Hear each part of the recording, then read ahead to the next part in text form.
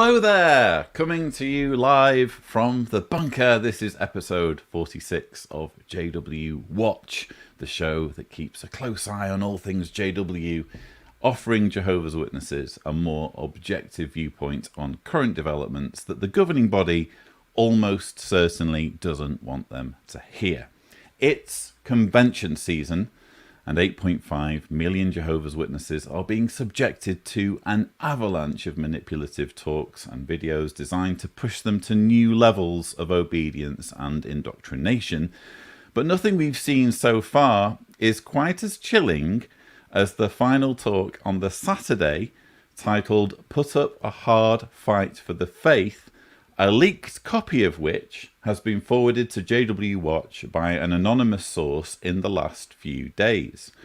The talk by David Splane is a 34-minute rant against apostates and the media, and arguably shows more clearly than ever the desperation of the organisation as it fails to crush criticism. Joining me to review this remarkable material are my regular hosts. We have Mr. Mark O'Donnell, we have Javier Ortiz, and we have Kim Silvio. Welcome all. Hey Lloyd. Hi Kim and Javi. Gentlemen. I should probably just explain that none of you have seen it, and I have. And I'm also in the process, obviously, of making my convention rebuttals. And so I'm mindful of not repeating myself. So basically, here's what I want to do. I want to show the video, and I will have a few things to say, but mostly I just want to leave the floor open for your reactions. And I'm going to be fascinated to see how you respond to this material, because I know what's coming, you don't. And I think it's going to be very interesting to see how you react. I'm cringing already, Lloyd. So I guess without further ado, let's bring the video up. Bear with me one moment, ladies and gentlemen. Here we are. And fight for the faith. Now, those are the words of Jude, the half-brother of Jesus. And it's important to consider them in their context. So let's do that. Please turn to Jude, verse 3, and then leave your Bibles open, because we're going to consider another verse in Jude. And this will help us to get the point that Jude was making. Jude, verse 3. He says, "Beloved ones, although I was making every effort to write you about the salvation we hold in common, I found it necessary to write you to urge you to put up a hard fight for the faith." Now, Jude himself had been putting up a hard fight for the faith. Consider this. Just 3 years earlier, his own fleshly brother James was stoned to death at the order of High Priest Ananias. That was an open attack on God's people, and it must have been very painful to Jude and to others. But here's something interesting. Jude is not warning his brothers about High Priest Ananias or about persecution. He has something else in mind, a different type of attack, and this is a sneaky one. Let's look at verse 4, and we'll see why he wrote his letter. Notice the very first words, "My reason is." So this is what I have in mind when I'm writing you, brothers. My reason is that certain men have slipped in among you who were long ago appointed to this judgment by the Scriptures. So Jude is talking about false brothers who are presenting a real danger to the congregations, in some ways a greater danger than outright persecution. And did you notice what Jude said about those false brothers? They had slipped in. They were sneaky. Sneaky. Well, that was true back then, and it's true today, as we'll see. And brothers, this is a very serious matter that we're considering today. Think of this. Was the Christian congregation brought down by persecution in the 2nd and 3rd centuries? It wasn't. It was brought down by false brothers, apostate teachings. And so the devil can use an outright attack. He can use persecution to try to batter the structure of the Christian congregation. But sometimes he uses rant from within, a subtle means to attack us.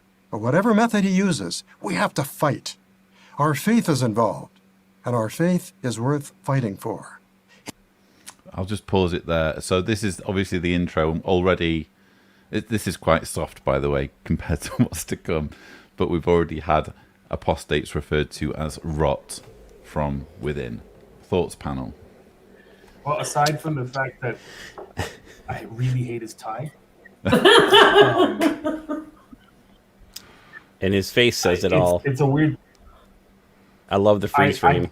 It's hard for me not to zone out when the minute I hear this kind of talk now. Like, it's like my mind and my body immediately go, like I was like fighting not to pick up my phone and just distract myself from having to hear this. So, okay. I mean, that's about as insightful as I can be. That's fair. That's fair. It was a slow build up. But he's only just getting warmed up, so let's proceed. It's a gift from Jehovah. We have to hold on to it. It's a product of his Holy Spirit, so we have to put up a hard fight for our faith. So in this talk, we're not going to discuss persecution. We're going to discuss two of the subtle means Satan uses to weaken our faith: apostasy and negative reports about Jehovah's Witnesses in the media. So first, let's talk about apostasy, and we'll call it spiritual poison. Now think about poison. What's the best way to avoid being poisoned? Well, we have to recognize poison when we see it and then avoid it. And the same principle applies to teachings that could destroy our faith. And that's not always easy. Now, not many of our brothers and sisters would deliberately get involved with apostates, but it could happen without our realizing it. We receive letters at times from brothers and sisters who are troubled by something they saw on a web page, an accusation, a rumor about the society or about the organization. And the problem is, they had no idea that apostates were behind it. It's tricky, because the apostates don't advertise, "You are now on an apostate web page."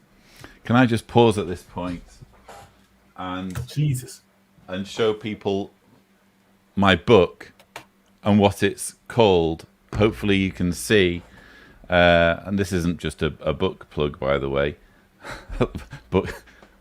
book plug. It says apostate in the title. Oh, dearie me. Sorry, I just had to interject. But it's reluctant. It's subtle. You don't want to be a For the record, apostate. I'm Reluctant. I'm keeping a tally because I gotta keep myself focused. So I'm keeping a tally of every time he uses a word that I consider a hate word. Okay? Good idea. Yeah. I object, Your Honor. Come on. So we're poisoned, basically, is what we've heard so far. Now, the so way far we're he's rot and we're spiritual poison. Yeah. The way he's holding his hands, I'm really expecting there to be a pointer in one of those hands. I just want to know, Lloyd, are we going to see a chart by the end of this? You'll be pleased to know that David Splane has kept his pointy stick at home or in his plush apartment, wherever. I'm actually disappointed. Javier, can you add to your list hard fight? Do you know how many times has he said hard fight? Oh my goodness. Well, this is new rhetoric from the Watchtower organization, this hard fight. There's lots of fighting talk in this talk, I think we're going to see. Yeah, destroy our faith, he said. Okay, I'll add that in there. I was looking more for like adjectives that he uses to describe people who are not great. But hard fight, I guess. Thank you. Because that's an act of aggression. Sorry. Bye. About the society or about the organization. And the problem is, they had no idea that apostates were behind it. It's tricky, because the apostates don't advertise, "You are now on an apostate web page." They often pose as sincere witnesses who just have questions. or concerns. And some who aren't really apostates can cause just as much trouble as the apostates do by their negative talk and criticism. Brothers, we need to be on the alert. This is serious. Suppose that, out of curiosity, you get into a discussion forum with individuals who claim to be Jehovah's Witnesses. Now, maybe they are, and maybe they aren't. You don't know. You've never met them. And someone starts asking questions. What did you think of last month's broadcast?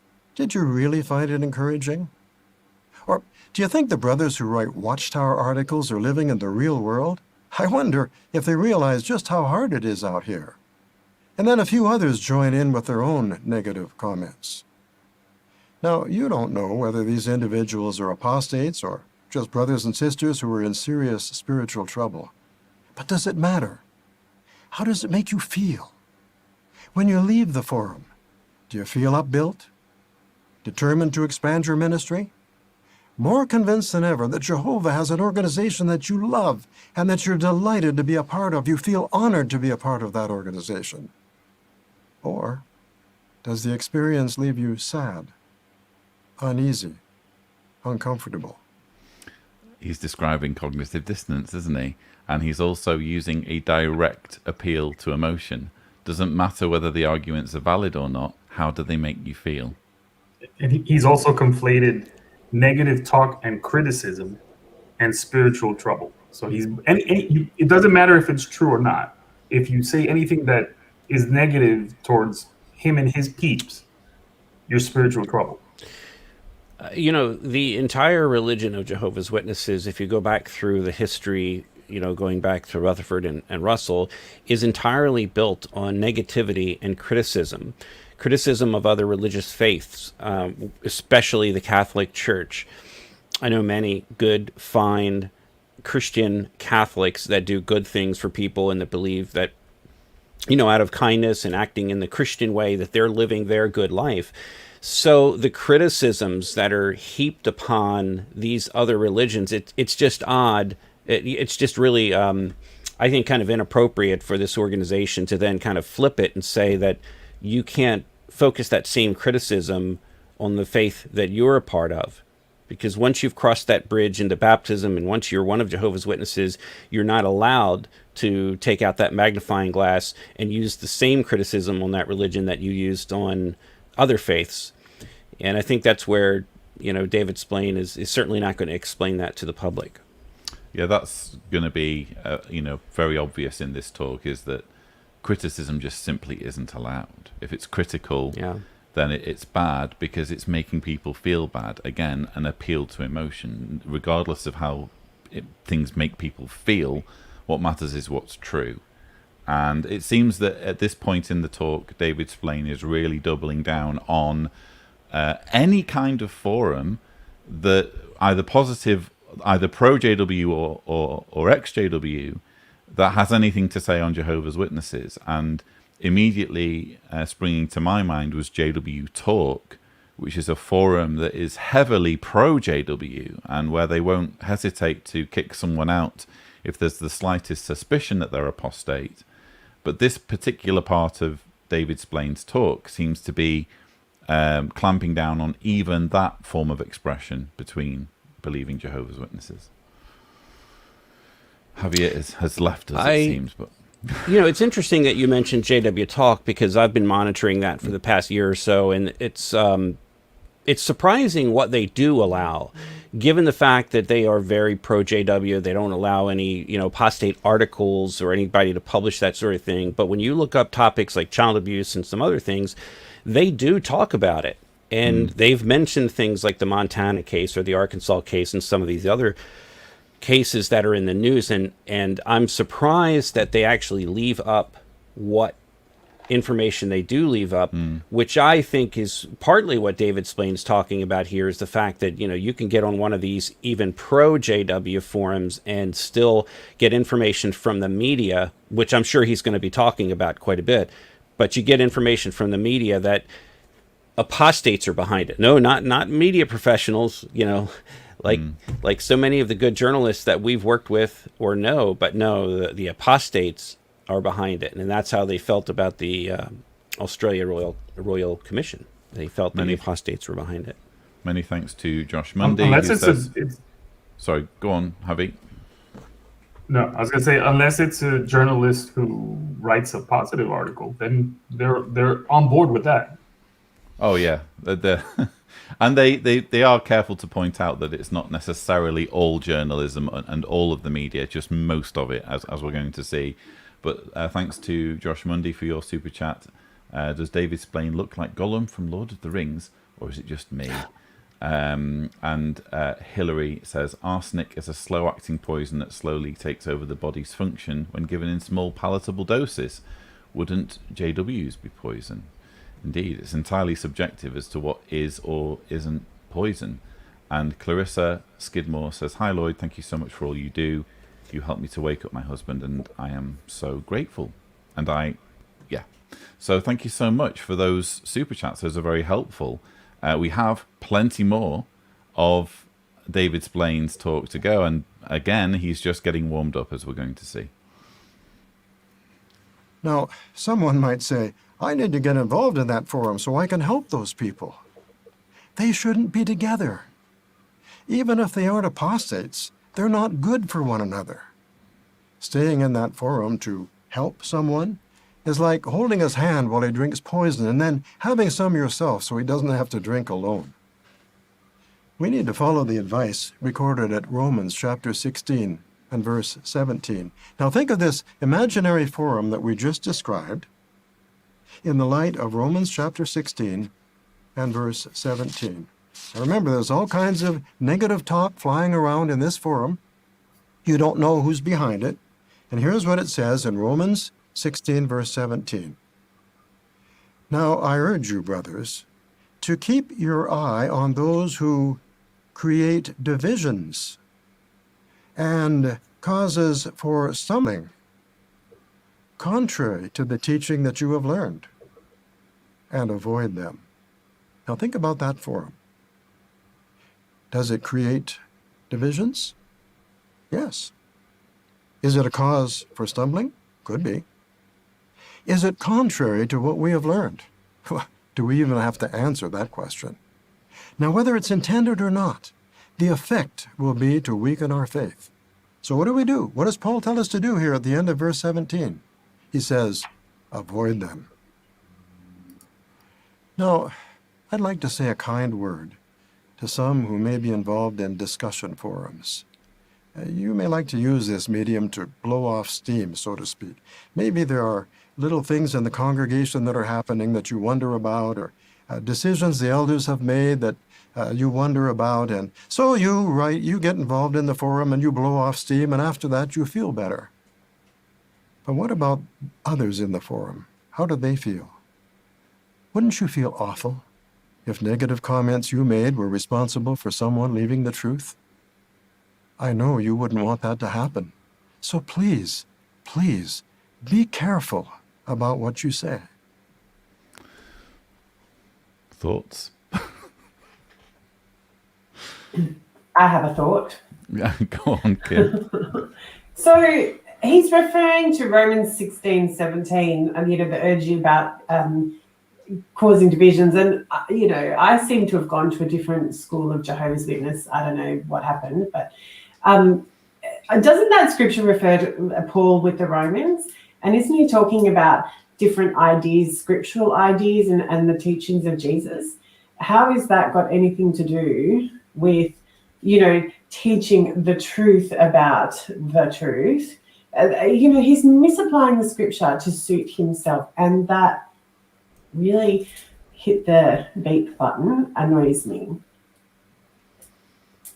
Indeed. It's a more emotional reasoning as well. He's like, how would you feel if apparently feelings come first, facts come later? But he's then trying to legitimize his his feeling with the scripture that backs it up, and it doesn't. I'm sorry. Clearly the Bible can't be talking about, for example, the belief that the faithful slave were invisibly chosen by Jesus in 1919.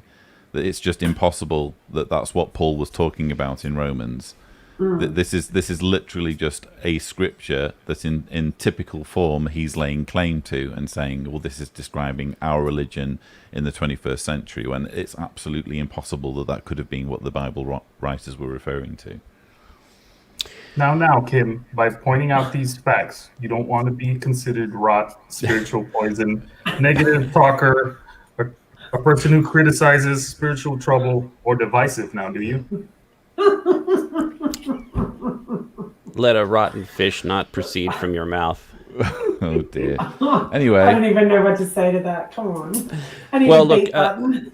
So one of the things that he brought up is actually pretty important, and that's the term causing divisions or creating divisions, because that's how the Watchtower organization makes the leap from the Bible to apostasy and justification for disfellowshipping a person, among other reasons for disfellowshipping. So what's interesting, in fact, when they sent letters to Kimmy and I back in 2019, immediately after the Atlantic article, which was I think March 22nd, 2019, within a month, there were 2 certified letters from local elders at our door, whom we hadn't seen in years, demanding we come to this judicial hearing for the reason of answering to causing divisions, capital C, capital D. And the reason I say that is because that's a subtopic under apostasy in the Elders Manual. So they actually have a specific subdivision of apostasy called causing divisions. And that's why David Splane here is talking about how critical causing divisions is. If there's anything that the Jehovah's Witnesses want to be known for and want to, be as a part of their raison d'etre is unity. They prize unity above all else. So once unity breaks down or there's divisions, it all falls apart. And they know this because they look at the Catholic Church. They have these different parishes. They all believe different things. They have different views on abortion. They have different views on homosexuality. So therefore, that's all false religion. Jehovah's people are unified. Once you create a division, that scares the life out of the Jehovah's Witness organization. And that's why he's saying divisions are bad and we must root them out. They're apostate thinking, and don't go on these forums because your thinking is going to be divided from what the rest of the organization thinks. And I'm fine with that. Sorry, I'll be good. No, go ahead. I was just going to say I totally understand and agree with that. But the whole point of that scripture is talking about false teachings, false beliefs. He is just, unilaterally moving that over to, if it's not, anything that's true that's negative or anything that's true that we don't like, they're trying to control the narrative and they're misapplying that scripture, because most of anything I've ever heard from apostates has been true, and it's using their literature. You can wake someone up using 100% Watchtower literature. So I don't understand how they can draw that. You're causing division because you're speaking against. Oh no, hang on. You're causing division because you're telling the truth. I have a problem with that. Yeah, well, Jehovah only has one channel of communication, Kim. Remember that. And it's not the Lloyd Evans channel. Well, it should be. It's the David Splane channel. Did the scenario that he described, though, like of someone being upset with something going on in the congregation and then going onto these forums to blow off some steam, does that even seem real to anybody? Like, that just seems so contrived to me. Like, I don't think that actually happens that way. I haven't frequented these forums, but I would imagine that that's not what they're talking about. I would imagine, again, most of it is very glowing and sharing experiences, and maybe every now and then dealing with court cases, but trying to put a pro-JW spin on it. I think that this is basically what David Splane is doing here. Is he's trying to construct a straw man of why these JW pro-JW forums are such a terrible thing, and he's basically suggesting that they're something that they're not, just as a way of scaring Jehovah's Witnesses away from them. Yeah, I agree. Those forums are all kind of a subculture unto themselves. And if you notice, there's almost never any elders on there. There's a few guys at the top that have, suits on, and they're the moderators or the admins. But, come to find out that almost all these guys are not. They're sort of like within this subculture, they're wannabe elders or wannabe authority figures, and they rule with an iron fist. This is Jehovah's organization, will not tolerate apostasy. And I think it's almost a reflection of maybe what's going on in their personal life, that, they feel torn, like they want to have this forum, they want to talk about things, but they also want to be in charge, like the elders are in charge, or like the governing body is in charge of the organization, and kind of have their own little subculture. And I think David Splane and his friends really do not want to tolerate these little subcultures. We'll decide who's in charge, thank you. You don't go creating your own little hierarchy online. I think and so. that's an interesting thought. I think that's quite reasonable, Mark. I think astute. Mark does sometimes make interesting astute observations. Yeah, astute or stupid? I don't know. I keep getting the two. Anyway, you understand the organization way too much. Mr. Splane has more to say. Now, another person might say, well, I can see where those warnings about apostates apply to so-and-so. He's weak, but don't worry about me. I'm spiritually strong. I can handle it. That's like a weightlifter, thinking that he can drink a vial of poison and it won't hurt him because he's so big and strong. We are not so strong, so spiritual, so intelligent, that we can't be affected by the poison of apostate ideas. This was interesting for me because I've obviously repeatedly referred to the win-win scenario. If you're a Jehovah's Witness with doubts, you need to do the objective research because it's a win-win, because either you'll validate your beliefs and you'll know them to be true because they'll stand up to all of the scrutiny, or you'll find out that you're being misled and you'll be in a position to do something about it. And David Splane, it seems to be giving his answer to, I'm strong enough, my faith is strong enough to withstand these arguments, by saying no one's strong enough to survive drinking poison. You don't even get to entertain the arguments to begin with. And interestingly, as this talk progresses, we're going to see there is an absence of the actual arguments themselves, and just a constant referring to them as poison and something that you shouldn't even be entertaining. Thanks to the 1,122 watching. That's possibly a record. I think it might be. But there's more for David Splane that David Splane wants to say. Now, when might we feel pressured to read something that the apostates have written? Consider this scenario. The unbelieving husband of your Bible student sends his wife a link to an apostate web page and says, here, you better look at this and see what you're getting into. Well, your student is concerned, and she wants you to take a look and tell her what you think. Well, that's not an option. Paul says, avoid them. That doesn't mean reading apostate literature or searching social media to see what they're saying about us. So what do you say to your student? You might say something like this. I can imagine that this is very upsetting for you. And you certainly do need to know what you're getting into. I have a suggestion. We have nothing to hide. When you're at the meetings, listen carefully to what the brothers are saying. Watch how we interact with one another.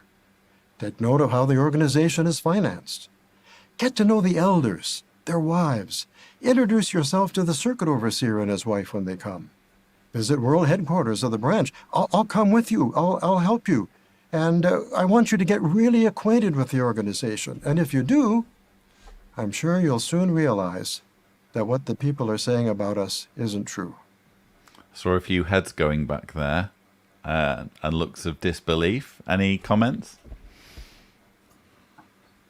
I'd like to Yeah, I got one.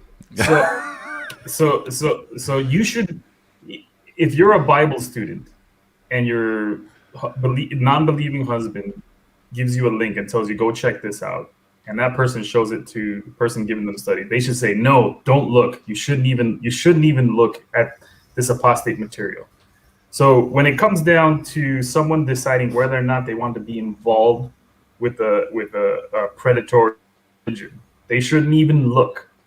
But Watchtower spends what I'm assuming has to be hours scouring the internet, looking for infractions to the copyright laws so that they can fire off lawsuits and stick their attorneys on people.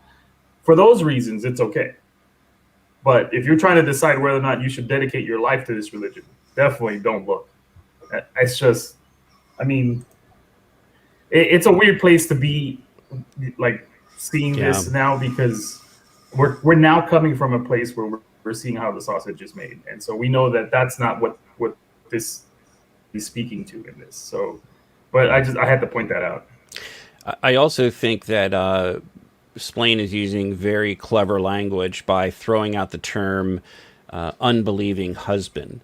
That is really a pejorative phrase that I think all of us, it probably glosses over because we grew up in the JW religion, but the very idea that, you know, a person is an unbelieving husband, and of course they use the man as an example because so many, you know, traditionally so many women come in and they have these unbelieving husbands, more so than the other way around.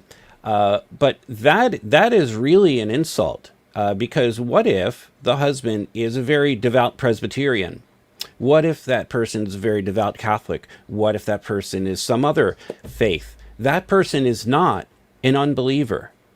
That person is a believer. That person does have faith, whether you agree with it or not. That person should not be referred to as an unbelieving husband.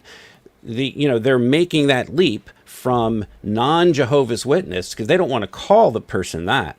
They want to call them an unbelieving mate, an unbelieving person. That immediately plants a seed in their mind that this person doesn't have the truth. They're not believing the truth. They're not believing Christianity. We have true Christianity. And it automatically casts that person in a negative light. It's a real psychological trip that kind of washed over us when we were kids. Became ingrained in us that, oh, this is the unbelieving man, be careful, you know, he may be a bad associate, or he may influence his wife. He's probably reading these apostate articles about the witnesses and feeding them to his wife, and who's trying her best to study the Bible. And but yeah, I think that's really nasty thing to do, to use that expression. And I bet if we were to do a search under the Watchtower Library, we'd probably find thousands of references. In fact, if somebody wants to go and do that, look up the term unbelieving mate, unbelieving husband, unbelieving spouse. Be interesting how many. Because it's not possible for a woman to discover this information by herself, apparently. Good point. It has to be presented to her by her husband because, you know, the internet doesn't exist for women, apparently. Oh, we can't understand, you know, Richard. Brain's just a little bit too small. I'm going to just have to apologize for my behavior because I'm starting to get irritated. Really bad. Good. I'd like to know how the organization's funded. So when David Splane is going on saying, oh, you know, don't worry about don't worry about the material that will either prove our religion to be true or not. I can't think of the saying, but everybody knows if it's the truth, it'll stand up to scrutiny. Don't worry about any of that. Get to know the elders, get to know how the organization finances. Well, I'd like to know how the organization finances, because if there's many people, I'm sure, that would be remembering when we used to have 3 meetings. We'd have the service meeting midweek and then the book study separate. And they used to do the accounts reports. And I used to be fascinated. I was very young then. And they used to do the accounts reports, and we spent $3.25 on toilet paper. And I used to think, oh, you know, that's a true sign of Jehovah's organization. You know, we can survive with such a small amount of money, and you know, and I had no idea. When I woke up and came out and started researching this organization, I was absolutely floored. And I have friends who are also in the same situation. And I've spoken to ex-JW women who are also in the same situation, where we had no idea the organization had money. To find out that it's whatever it is, $1 billion multi-billion company, Yeah. is absolutely, it was just shocking. And so, you know, when he sits there and invites people, how am I going to find that out as a woman? like, well, I'll speak for women. I might, but how is anyone really going to find that out? They're not going to tell you, oh, we own this land, that land. That's absolutely ape. Do it. Bullshit. Sorry, I had to do it. Javier dared me. Are we back? Well, we just lost 500 followers. Really? I'm kidding, Kim. I'm kidding. I think we lost Lloyd. Oh. Okay. Did we? All right. Lloyd's gone. It's our show. Let's do this. Okay. He'll be. I can swear as much as I like. He'll be back. But yeah, I'd like to, reiterate what Kim said there about wanting to know, and I think, Javier, you used the expression earlier about how the sausage is made, and Kim talked about the finances. So recently on eBay, there was a document about Watchtower's real estate bonds. I'm going to see if I can print a copy out while we're talking here. On eBay? Yeah, so there was a 1926 supplement to the Watchtower. Yeah, I've located it. I'm going to see if I can get this printed right now. And what it was J.F. Rutherford, the president of the Watchtower Society, was trying to raise money to buy more buildings so they could have more of a printing operation in New York, because they just didn't have enough money at the time to build these extra buildings they wanted. So what they did was they started selling real estate bonds at a 5% interest rate. So there was this incentive to go and buy these real estate bonds. And I see Lloyd is back, but so I'll make this very brief. So they, in terms of raising money, and this is not the first time they've done it. They raised quite a bit of money in 1969, I believe it was, to buy the Squibb properties at 2530 Columbia Heights. They had to go out and ask for that money from witnesses who it wasn't in their bank account, and they didn't get a loan for it. They asked witnesses to give the money for that, and they bought those Squibb properties. But this process goes all the way back to 1926 with J.F. Rutherford saying, "Hey, we're going to be doing a lot of printing, so we need money. So we're going to be selling these bonds." And let me tell you the amount. So these bonds were like available to anyone who wanted to buy them, or just JWs? I mean, it sounds like a business venture at this point. Well, it was printed in the Watchtower, so anyone who read the Watchtower would have it. And let me see if there's one sentence here that kind of summed it all up. I'm actually looking at a copy of it, but it's very slow to print right now. It says these bonds will be negotiable and secured by first mortgage above mentioned. They will be issued in denominations of $100, $500, $1,000. Anyone can buy one or more bonds of whichever denomination he may desire. These bonds will bear 5% payable annually. So the very beginning sentence says, during the past few years, the actual work of the Society's headquarters has greatly increased. For some time, it has been manifest that the space for doing work and housing is entirely inadequate. It becomes necessary to do some building to enlarge this space. To do this, sufficient funds are not available without crippling the work in other parts of the earth. The Society, therefore, has concluded to mortgage and bond its real estate amount to not to exceed 1/2 the actual value for the purpose of raising funds with which to do the necessary building. And then it goes on with what I said earlier. So I'll see if we can get that printed out, and maybe we'll post a copy of it. But sure. What Kim was saying is very true. There's no transparency when it comes to the finances, and yet David Splane is pointing to this as being some slam dunk thing that proves that everything's above board. I echo your sentiments, Kim. I'd love to know how much the organisation's got and how much is coming in. We've just had to scrape that information together based on little bits of information that's been leaked out. But there is no transparency when it comes to how the organisation's financed and what finances they have. But I'll put it to everybody here on the panel. If you think about it, if you took the information that Mark just read and all of the other legitimate information that you could scrape together that was from Watchtower articles and whatnot, and took it to an elder and said, well, I saw David Splane's comment about how things are financed, and I'm really interested to know, here's the articles that I found. Can we have a chat about it? Where do you think that person would end up? Yeah. Back room, we're having issues. Bottom so spikes. That's just absolute rubbish. Yeah.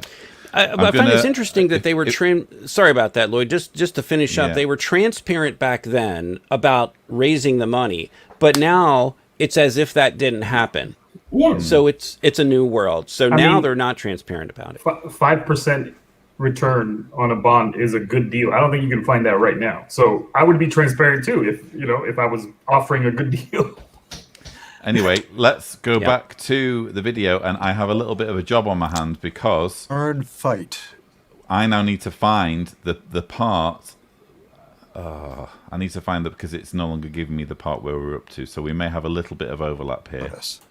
So what do you say to your student? You See if what I read serious harm. But you get the idea. I want you to get really acquainted with the organization. And if you do, I'm sure you'll soon realize that what the people are saying about us isn't true. Well, maybe you can think of a better answer, but you get the idea. Just a few drops of poison in a drink are enough to cause serious harm. And apostates often mix a few truths with lies. Do you remember Eliphaz, one of Job's false comforters? Some of what he said was true. Right, he's going to go into a big long spiel about Job's comforters now, but that was also an interesting comment. Apostates mix truths with lies. Well, where's your example? And why aren't you dignifying Jehovah's Witnesses by letting them reach this conclusion themselves based on the actual argument? What we have here is this broad sweeping statement, and Jehovah's Witnesses aren't being dignified to figure out for themselves whether this is true or not. And it's a classic example of accuse your enemy of exactly what you're doing. Exactly. Tactic. That's called projection. I've made entire videos on the lies that this organization spouted, and this individual is himself guilty of telling a few porkies over the years. So anyway, and I'll stand by the saying: if it's the truth, it will prove to be. So if someone's telling some truth and some lies, it'll get worked out. Yeah. So now proceeds a little bit of a boring scriptural bit, which in my rebuttal I was going to skip through, but then I thought, no, if I'm going to show 90% of the talk, I need to show all of it. So this is a boring bit, I think, a boring bit about Job's comforters. Let's turn to Job chapter 5 and verse 13. Job chapter 5, I'll give you a moment, and verse 13. See if what I read sounds familiar. He catches the wise in their own cunning, so that the plans of the shrewd are thwarted. He catches the wise in their own cunning. Does that sound familiar? Why, yes. The Apostle Paul said the very same thing at 1 Corinthians 3:19. In fact, in the marginal reference, we see in the little a in the middle there, 1 Corinthians 3:19. Paul may even have been quoting Eliphaz. So that was the truth. But how did Jehovah feel about Eliphaz's argument overall? Let's turn to Job 42, verse 7, and see how Jehovah felt about it. Job 42 and verse 7. After Jehovah had spoken these words to Job, Jehovah said to Eliphaz the Temanite, My anger burns against you and your two companions, for you have not spoken the truth about me, as my servant Job has. A few grains of truth were mixed in with falsehoods, and at least some of what Eliphaz said was inspired by the demons. How do we know that? He admitted it. Notice Job 4, verses 15 through 17. I'll give you a moment. This is interesting. Job 4, 15 to 17. Just a point. I like the fact that he says, "I'll give you a moment" when he needs a moment, because he's clearly struggling to locate the exact verse. Very clever. Eliphaz says, A spirit passed over my face. The hair of my flesh bristled. It then stood still. But I did not recognize its appearance. Let's stop there for a second. I did not recognize its appearance. So he didn't know whom he was talking to. just like someone in a discussion forum may not know whom he is talking to. Let's continue. He says, a form was in front of my eyes. There was a calm. And then I heard a voice. Can a mortal man be more righteous than God? Can a man be cleaner than his own maker? Does it surprise you that a demon will get involved in the debate between Job and the false comforters? It shouldn't. This was no small debate. It was a big issue. Satan had challenged Jehovah in the presence of all the angels that no man would keep his integrity under test. That demon was using Eliphaz to demoralize Job and weaken his faith. This was something that Job had to fight for, and Job fought back. Apostates are more active in some places than they are in others. All right, okay, so that's his main scriptural argument right there, is apostates are bad, you shouldn't listen to a single word they say because Job's comforters.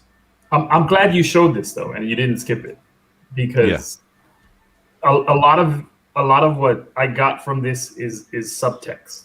So basically, he goes on and he describes this thing that happens with Eliphaz, where his hairs stand up and he doesn't recognize what he's talking to, right? And then he looks at the camera and he says, "This is just like one of those forums, where you don't know who's on the other side." And it's like, he doesn't say you might be talking to demons, but he makes this, he takes you down this path and forces you to make this connection, and then he moves on as if he didn't even make that connection, like he's oblivious to what he's doing. And it's such manipulation. I mean, it's so freaking obvious. It's yeah, Do you know, that's a good other point. thing, Yeah, it is an excellent point. The other thing that bugs me is that, Job is tested, and that, they tried to prove it false, etc. And Job was tested, stood the test of time, and, Job became, the hero. Jehovah was, his, authority was vindicated, excuse me, and everybody was happy. This is, let that process happen, David Splane. Let that process go through where, apostates say horrible things. They go through the process, just like Job did. They got tested. He stood firm. He found out what was truth and what was a lie. And then he served Jehovah. Let that process happen now, David Splane. Let it. Because if it's the truth, you can go through that process and come out just like Job did. yeah. If David Splane's previous advice were applied to the whole Job narrative, there wouldn't have been any conversation. It would have been Job's comforters and Job saying, la, la, la, I can't hear you. And all of the paragraphs where Job's comforters are speaking would just be empty space, wouldn't it? So Precisely. Actually, by appealing to the story of Job's comforters, he's actually sort of contradicting his own previous point, which is to say, let's examine what their arguments are and let's piece together whether they're speaking BS or not. So, but I do like that point, Javier, because it seems like a not so subtle nod that speaking to apostates is akin to speaking to demons. That seems to be the connection he's gunning for there, and he's very quickly turning it onto another subject, as we're going to see. That demon was using Eliphaz to demoralize Job and weaken his faith. This was something that Job had to fight for, and Job fought back. Apostates are more active in some places than they are in others. So if there's a lot of apostate activity in your area, people in the territory may be listening, and they may challenge you when you meet them in the ministry. So how should you handle it? Don't try to argue with the apostates. Don't read their comments. Ask the elders or other experienced publishers for suggestions on how to answer the householders. Well, how poisonous are apostate teachings? Let's find out as we watch the following video. Yes, there is a video which we will now see. Thoughts on what's just been said? Don't argue with apostates. Don't read their comments. I'll be quoting from this the next time Jehovah's Witnesses. It's becoming more and more common now with the channel that I'll get Jehovah's Witnesses expressing their outrage in the comment section, and now I'll be able to quote directly from David Splane, where it's saying, don't argue with apostates, don't read their comments. I'd like to comment on what he said several times, which is apostates are more active in some areas than others. I think there's a subtext to that statement. And I think what he's really, if you read between the lines, I think what he's really saying is in more educated, awoke, whatever you want to call it, more, let's say, first world countries that have better access to education, better access to the internet, you're seeing a lot more quote unquote apostate activity as a result of the work that, for example, you're doing, Lloyd, all these other, 120 some YouTube channels that are out there. And by the way, there's a lot. I think our friend Jason just made a whole list of 120 or 130 YouTube channels, that are he calls them XGW, I think, channels, but the society, Watchtower Society would call them apostate. So I think that obviously we are seeing this in more developed countries, and that is what I think, reading between the lines, David Splane's giving this little half-hour whatever speech because they are very, very worried that they're losing members in those more developed countries, and that's where the money is coming from to fund the organization. But the very fact that apostates are more active in some areas than others sort of indicates that the entire premise of this talk is flawed, because what he's doing essentially in this talk is saying in big bold letters, ignore the man behind the curtain. And if there are Jehovah's Witnesses in some countries who are in blissful ignorance, this will all be completely new to them, and they're suddenly getting this hint, this very strong hint, that there's a big red button that they're not supposed to push. And so, for me, the entire premise is very, very naive of this talk. As we're going to see, I'll save this for summing up, but I view this entire talk as a massive, massive positive, because even though it's going to be frightening many Jehovah's Witnesses, at the same time, basic psychology tells you that if you tell people not to do something, they're damn well going to do it. The Streisand effect. Yeah, exactly. It's the Streisand effect. You're drawing more and more attention to it, and it's not a 5-minute rant. This is I don't know how long it is, Lloyd. 34 minutes. 34 minutes. Yeah. I have to get this off my chest. David Splane is saying, he's referring to Job and the struggles of Job. But if anybody that knows the story of Job, Jehovah did not intervene. Jehovah let Job go through the process and be tested. And that was the whole point of that scripture and that narrative that, Jehovah, he only would serve Jehovah because Jehovah protected him. So Jehovah let him go. Why are they even having this conversation? David Splane should be just letting them go, and then they, and get tested just the way that, or don't bring Job up. Simple as that. Yeah. That's a great point, Kim. And the entire thing about why didn't God just kill Adam when Adam and Eve disobeyed, because the reason is that he wanted to allow, all of these arguments to be made by Satan throughout 6,000 years of human history so that people would have the opportunity to choose right or wrong. Testing is supposed to be a good thing, according to the Bible. But this is just so cutthroat. This is just so no. Oh, right. God, I need another coffee. Testing is a good thing, but don't test. Right. Yeah. If you need another coffee, there's a video that we're all going to watch now. Actually, no, I want you to watch it. I want to get your reaction. I'm getting worse. When I was in my 40s, I was divorced. I had 3 younger kids at home. I was working 3 jobs, and I had drifted away from the congregation. I had an acquaintance who was telling me that I was in a cult and that I needed to look at some information that he had. When I was about 30 years old, a fellow employee saw that I was one of Jehovah's Witnesses and was trying to access jw.org. He told me about someone he knew in another country who could prove to me that Jehovah's Witnesses didn't have the truth. That made me curious, and little by little I was persuaded to look at apostate material. So I was born and raised in the truth, chose to dedicate myself to Jehovah at the age of 16. But I began to associate with people who had either formerly been associated with the truth or were very loosely associated with Jehovah and his organization. And that's really where the apostasy began to take root. As I was reading this literature, I saw through it to an extent. But when you're drifting away, you're looking for a reason not to believe. Thoughts so far?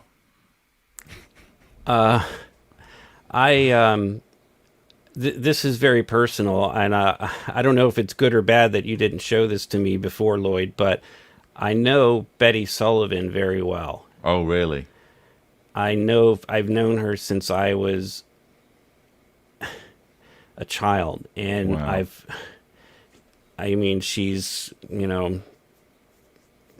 over at my mom's house, Wow. as I take care of my mom. She's in my mom's congregation. She was in my congregation.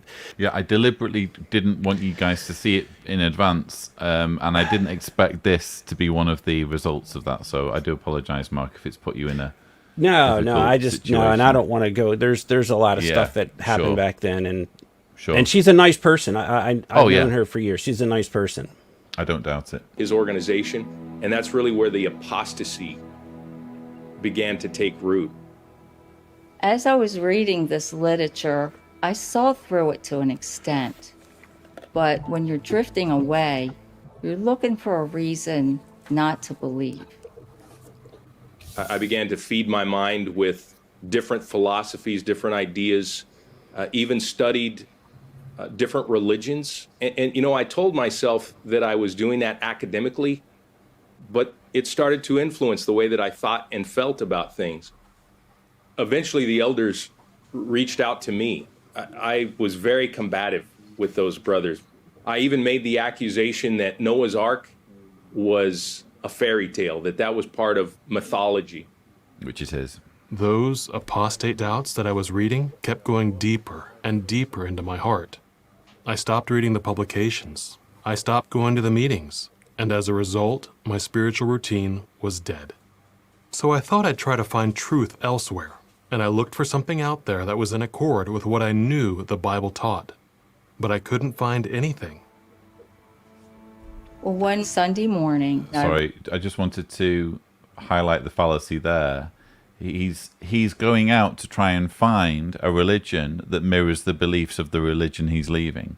And of course he's going to be disappointed because he's gone through an indoctrination that tells him it's only the true religion if it ticks these boxes which we've pre-selected need to be ticked.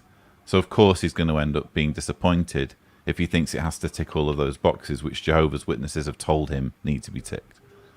So yeah. Meetings. And as a result, my spiritual routine was dead. So I thought I'd try to find truth elsewhere. oh, they're all in. Sorry, I'm just trying to And find I the right There, place. that was in accord with what I knew the Bible taught. But I couldn't find anything. Well, one Sunday morning, I rode by the Kingdom Hall, and I said to myself, oh, they're all in there waiting for Armageddon. Immediately, when I thought that thought, I said to myself, well, at least they feel good about themselves. How do you feel? And the answer was, I felt terrible. Eventually, skillful use of the scriptures and just reasoning with me, the elders, it got me to realize that I had been carried off, or that I had been taken captive by human philosophy, by the deceptions and this empty reasoning of men. I actually said a prayer. I supplicated Jehovah that he would really show me the way to the truth.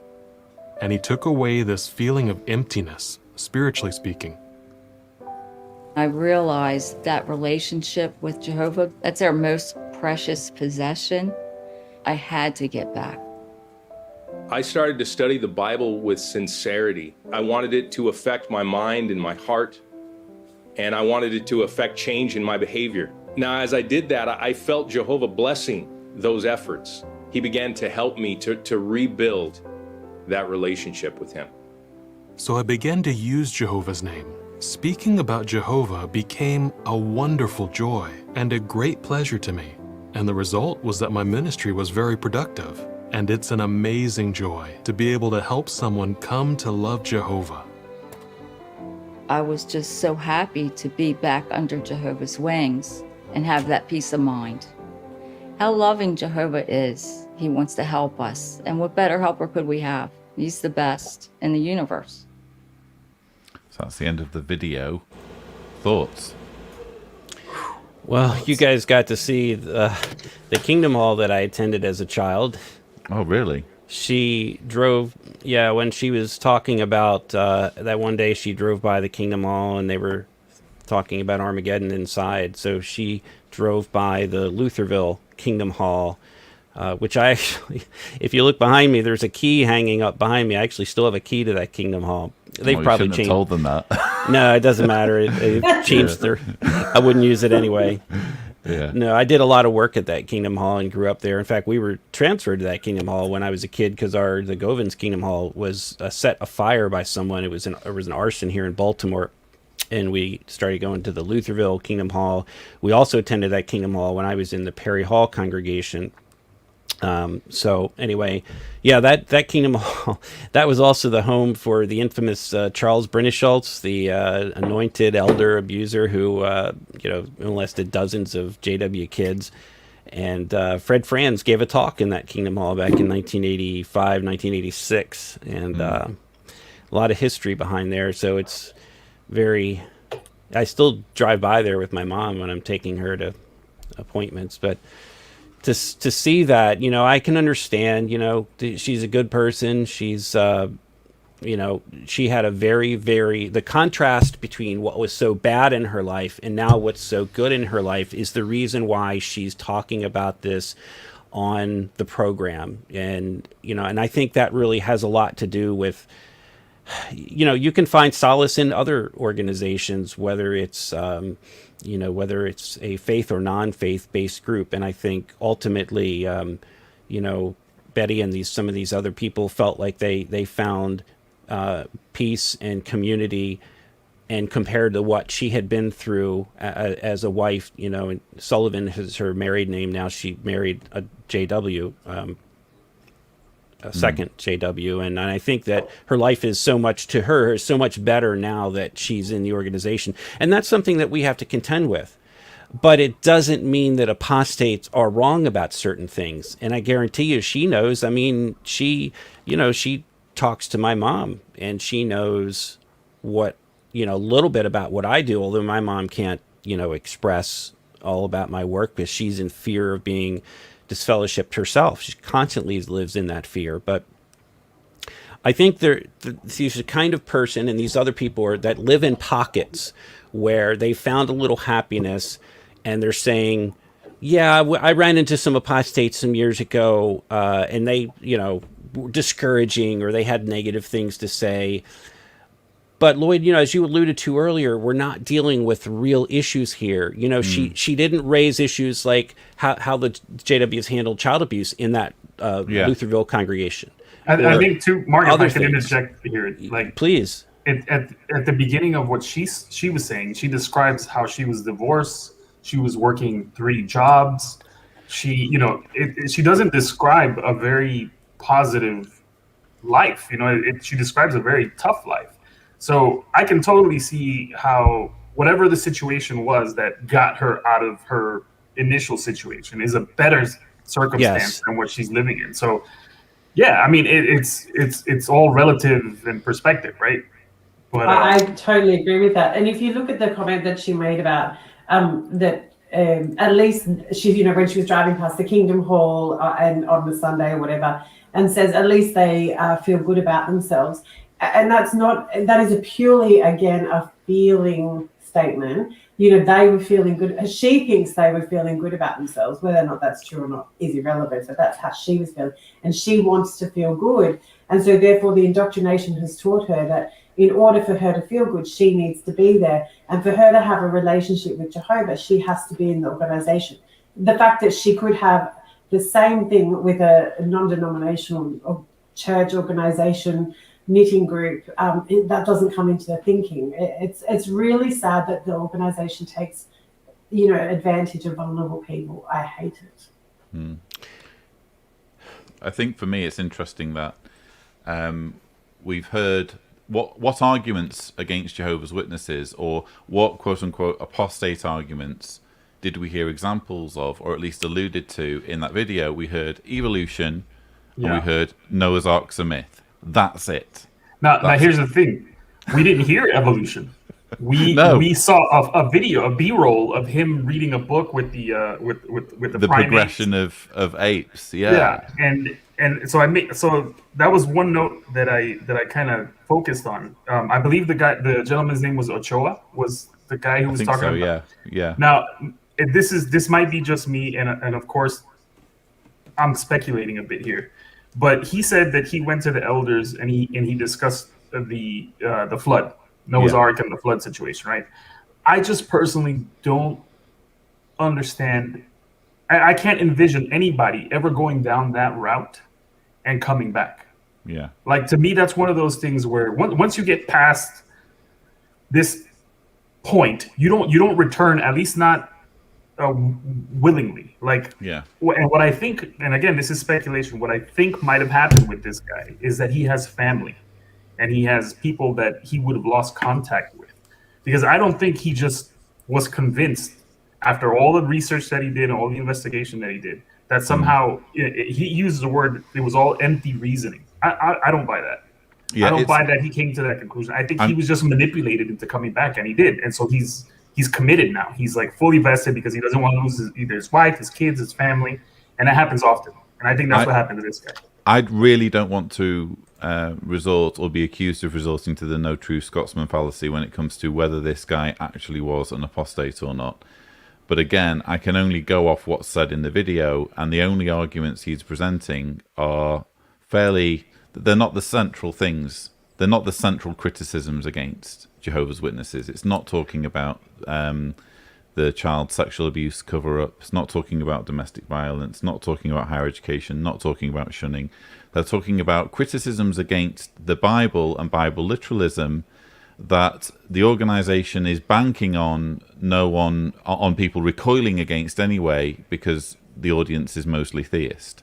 So it's quite conceivable to me that although he did dabble a little bit, he never overcame his indoctrination. And that's what seems to be being described here. When I look at him, I'm not thinking, he was properly an apostate and he was recovered to Jehovah's Witnesses. I think he dipped his toe in. He dipped his toe in a little bit. Yeah, that's what it looks like to me. I want to mention that I think it's worthy of note that you're only as good as a witness as the last meeting you attended. Once you drop off, then you start becoming, is she okay? Is he okay? Or are they getting spiritually weak? Are they doing the Bible reading? They didn't turn in field service time this month.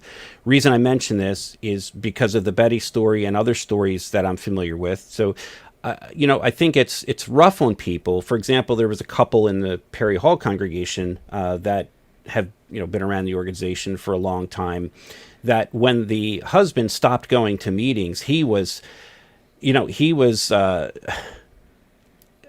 treated very poorly. In fact, his wife had a part on the meeting one night where she talked about how terrible her unbelieving husband was and how poorly he treated her and didn't support her and all these different things. And then he starts attending meetings again and starts giving comments. He's got no idea what they said about him. And I mean, it was bad. He was treated, it's hard for me to wrap my head around that. And the reason I mention is the same is true of our friend Betty here. The way they talked about her, as she mentioned, working 3 jobs. I knew when she was working 3 jobs. She worked here at the pizza place at North Plaza Mall and a couple other places. She worked really hard, and she didn't tell about her family. She has 3 boys and 2 girls. Only one stayed with the JWs. She has 3 younger, compared to the 2 girls are the oldest, 3 younger boys. So she's shunning most of her children. They've all had terrible, terrible lives because of what the elders covered up. And I'm not going to get into that. Is she shunning them, or are they just not JWs? Yeah, she's mostly shunning them. Right. I hear that she talks a little bit to, I think she talks a little bit to, I believe Jenny is disfellowshipped. In fact, Brandon Fiquette just commented he knows them. But the point is, hey, they treat them so poorly until it's time, to put them front and center on a JW Broadcasting or a convention program. And, she's going to ride the momentum of this, obviously, for a very long time. But it is so tragic what happened. And the rest of her family are good people.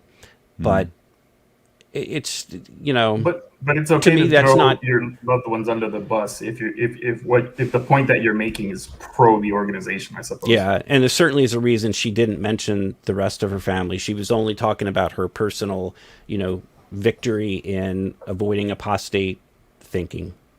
Let's make some headway with this video, because believe me, it gets worse. Now, let's consider the second challenge we face.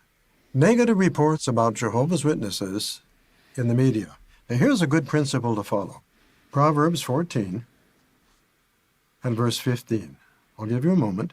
Proverbs chapter 14. I'll give you a moment. And verse 15. He needs a moment, that's why. It says, the naive person believes every word, but the shrewd one ponders each step. Some people believe everything they read in the newspaper or see on TV. To you, should you? Consider this. Now, you're working from door to door, and you meet a householder who says, you Jehovah's Witnesses are terrible people. You let your children die. You don't accept medical treatment. Well, you ask the householder, do you know any of Jehovah's Witnesses personally? No. Then where did you get the idea that we let our children die and don't accept medical treatment? Yeah. The householder says, I have it on good authority. I read it in the newspaper.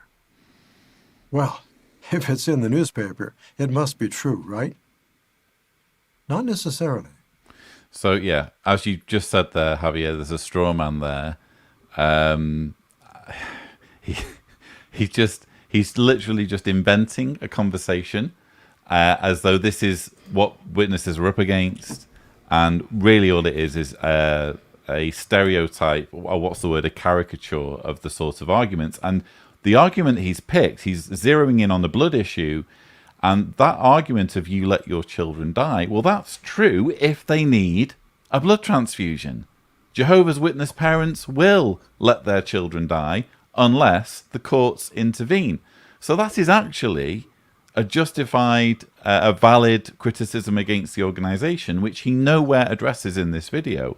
So even the straw man that he's concocted actually contains a kernel of valid criticism against the organization, which he doesn't address.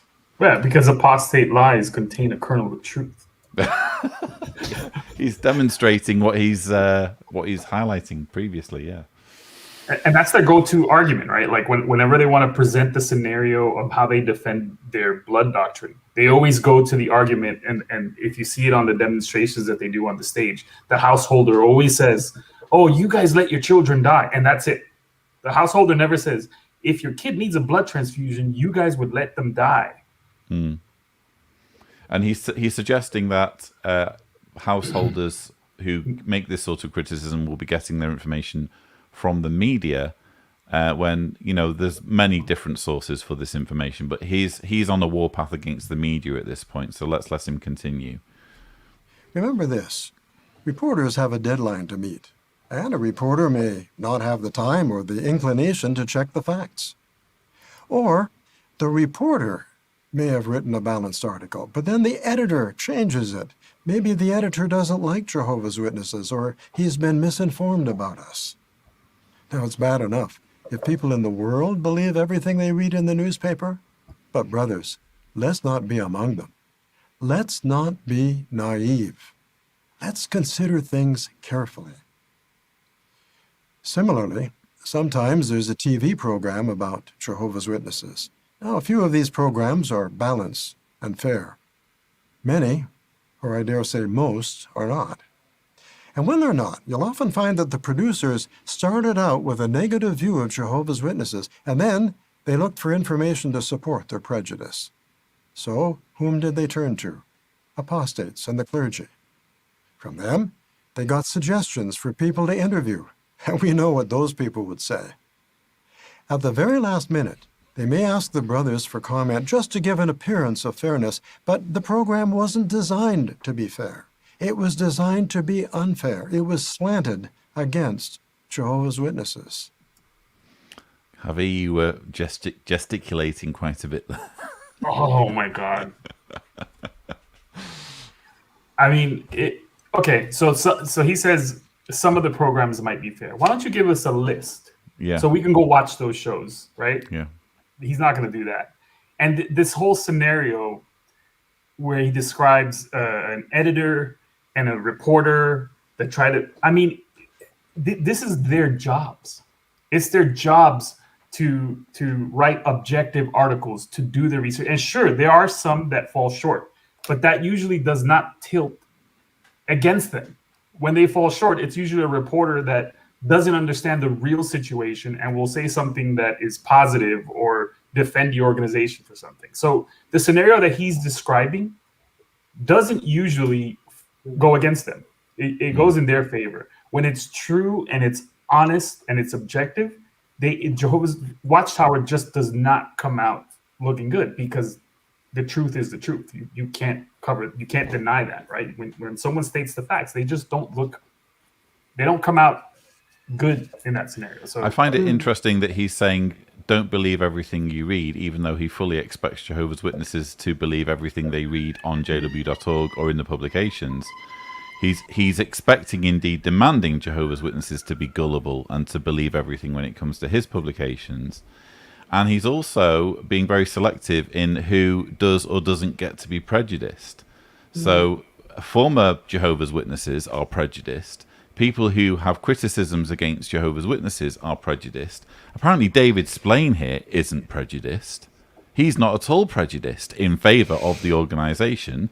Don't speak nonsense. We all have our prejudices. What matters is what's true. And if you're going to argue that these programs, I feel as though he's almost spelling out Leah Remini Aftermath show there. I could be wrong.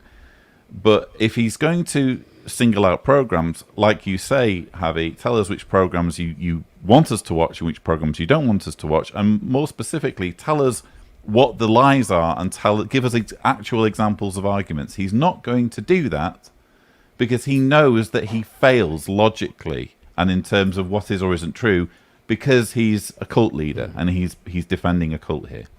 And to go on from what Javi has said, sometimes someone might fail, or that, there could be something go through to the keeper. Like, that does happen. There was a case in Australia, and the Watchtower organisation, threatened to commence legal proceedings against this particular media outlet.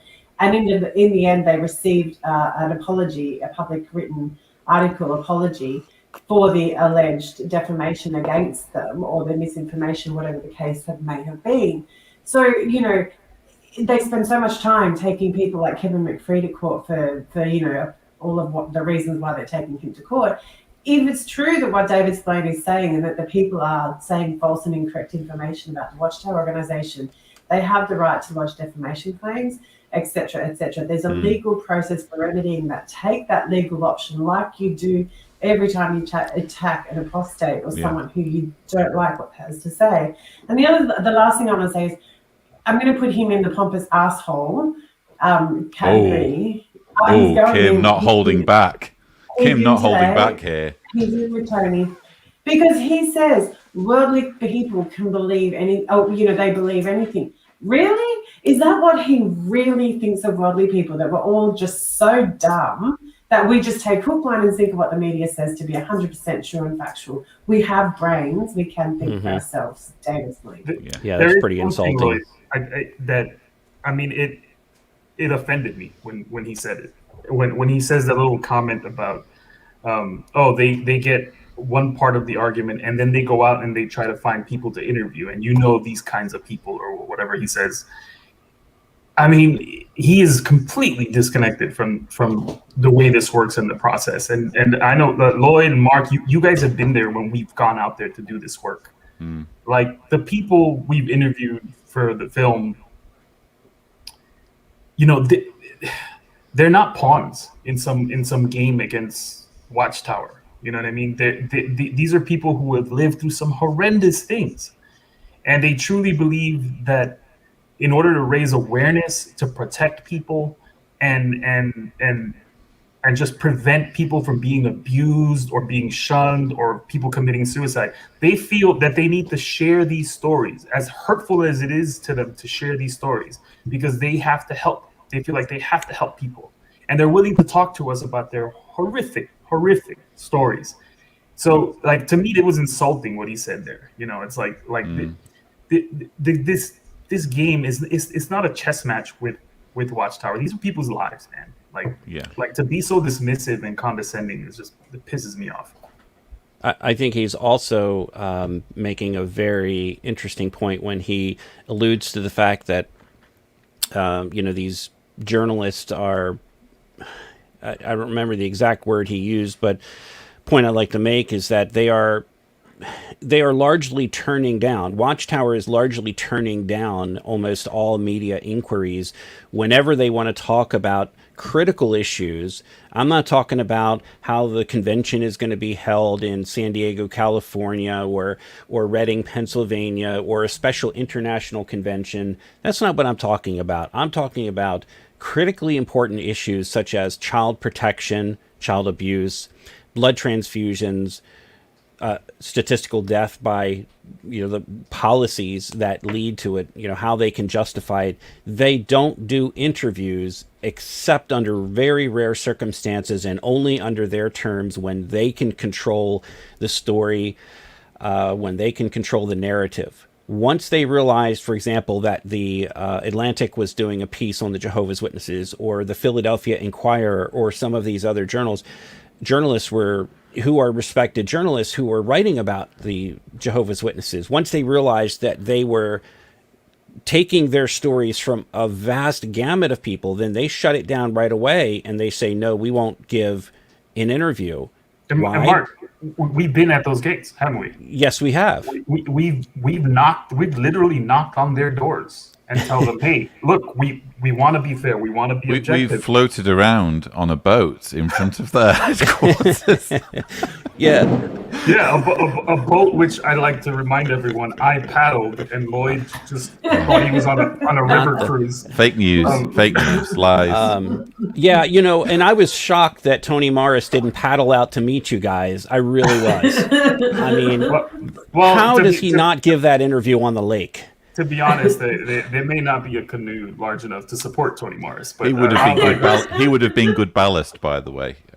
Go on. No, but I mean, come on, Javier. I mean, who's going to give you an interview? I mean, you've got a beard, you've got a bottle of alcohol behind you, your hair's growing. You're not a representative of anything good. It's too late. Anyway, I take that's a great point, Javi, that you made earlier, and I would just like to add the whole process of shooting the truth about the truth, which is, it's a massive project that's taking us ages, by the way. But we've been interviewing dozens of people around the world, and we have a series of set questions that we ask at the end of each interview, or I ask at the end of each interview. One of which is, do you have anything positive to say about Jehovah's Witnesses?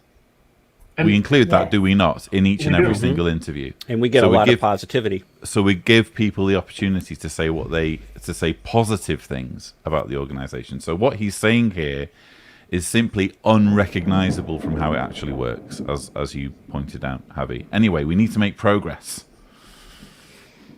Now, let's be clear. Some news organizations are very conscientious about their reporting, and they want to present both sides of an issue.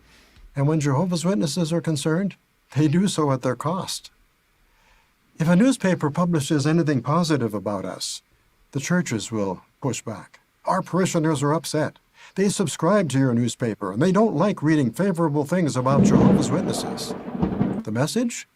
If it ever happens again, they're going to lose subscribers. Now, this matter of Jehovah's people being the subject of malicious reports isn't new. That's think about Yeah. So I don't know what that thundering noise was in the background, but go on, Javi. I'm sorry that we're having a massive lightning storm here, so I'm going to mute my mic. If my power goes out, you'll know. I think that's Jehovah. Jehovah has found you, Mark. This is as loud as it's been in a long time, so okay. I might go blanks. Sorry, guys. It's been nice knowing you. I appreciate everybody, but I'll see you in Hades. Go on, Javi. No, that little argument that he made, where other religious groups will complain to the newspaper who publishes a positive article. I mean, just give us one example, because it sounds like total bullshit to me. Like, I need evidence. I need evidence. I mean, who even thought of that? I've never ever heard someone from the Watchtower organization say that concept ever. Like, just give me, I need evidence. That's rubbish. Yeah. Okay. Jehovah's Witnesses. The message? If it ever happens again, they're going to lose subscribers. Now, this matter of Jehovah's people being the subject of malicious reports isn't new. Think about the days of Queen Esther. Wicked Haman brings a bad report to King Ahasuerus. The Jews don't obey our laws. They're a danger to society. Does Ahasuerus check the facts? Does he demand proof? No. Ahasuerus is naive. He allows himself to be taken in by Haman. Well, there are a lot of modern-day Hamans today, and they use similar tactics. As a result, some government officials are taken in. They believe the slanderous accusations of the apostates. Now, if they just take the time to check the facts, they'd see that they're being lied to, but they don't check the facts. That seems to be a dig at the ARC. Am I wrong? He's going hard, isn't he? Yeah. Honestly though, like when he starts talking about them, you can see the contempt in his face. Yeah. Like the expressions he's making and everything. If the government officials just had the facts, they'd come to all the right conclusions. But these pesky apostates are getting in the way. Yeah. Well, let me play the devil's advocate here and be on David Splane's side here for once, and you guys can shoot me for doing this. But well, I'm glad there's a thunderstorm over here, exactly. Yes, and it's now raining too. Okay. But no, I think that there is a danger in the work that we do in general as former witnesses, and that danger is not getting the facts right, and there are more than just us out there reporting on XJW news and information. So what we have seen, and Lloyd, you wrote an article on this several months ago on JW Watch, is the fact that some former Jehovah's Witnesses have decided to feed misinformation or sketchy information to certain journalists. And if the journalists don't fact check themselves, or if they're not from a very newsworthy organization, they indeed will get it wrong. And they may have checked with 3, 4, 5 of these group of former Jehovah's Witnesses. To give you an example, not with any specifics, but just some have claimed that after the Australian Royal Commission and the redress scheme, that Jehovah's Witnesses are moving money outside of Australia in order to evade the possibility of having to pay redress to victims of child abuse. There's no substantiation for that. We know they move money. We've known that they've moved money around between Watchtower Australia and New York and all of the other branches that are under the Australia branch blanket. They even cover countries as far away as Vietnam, which is a banned country. So they do supply money and resources to other countries, and they do move it. But they don't do it. There's no evidence whatsoever that they do it for the purpose of evading the redress scheme payouts, if they ever were to happen. So this is where we have to be very careful. We're very careful at JW Watch to make sure that we fact check ourselves so that we don't say anything that's going to, end up causing the witnesses to say, you see, those people, those apostates are it's false information. So in many ways, David Splane is right about the misinformation. But it's a generalization, isn't it? Yes. He's saying this applies to all apostates. Jehovah's Witnesses aren't being dignified with the freedom to decide for themselves which information is true and which information is false. And that is the point. I wanted to chime in here just I agree. to. By the way, Mark, I love the sound effects of the store behind you. It sounds amazing. It really does. Like it sounds like something I would play to fall asleep or something like that. It's relaxing. But no, I'll record it for you. Look, I've known you guys for several years now, right? And I consider you guys like Kim, Mark, Lloyd, and several others who do this type of work. I consider you guys to be professionals at this now. And even the best journalists, you know, who are responsible and objective and do their job, sometimes they get certain things wrong, right? But we know if they're professional and they get something, their attempts were in good faith, right? They were not trying to deceive anyone. They were not trying to fool anyone. This is just a matter of the job, right? Now, what Splane is doing here is what, like Lloyd said, he's making a generalization that anyone that has anything critical to say or negative to say about Jehovah's Witnesses is not doing their job, that they're acting in some bad faith. And that simply isn't true. That's a falsehood. Mm-hmm. Now, to your point, Mark, yeah, there are people who, in bad faith, because they're trying to manipulate an agenda, they'll spread this information, and that hurts everyone else who's making good faith efforts to expose Watchtower lies. That's absolutely true. But I don't think that's the point that Splane is making here. Splane is trying to just conflate everything and everyone into one group and then put those people on the other side of the bad line. And that's what he's trying to do here. It's total manipulation. I just have to comment, you know, if he wants to check the facts, let's check the facts. Don't manipulate your people into believing that government sources can't be trusted.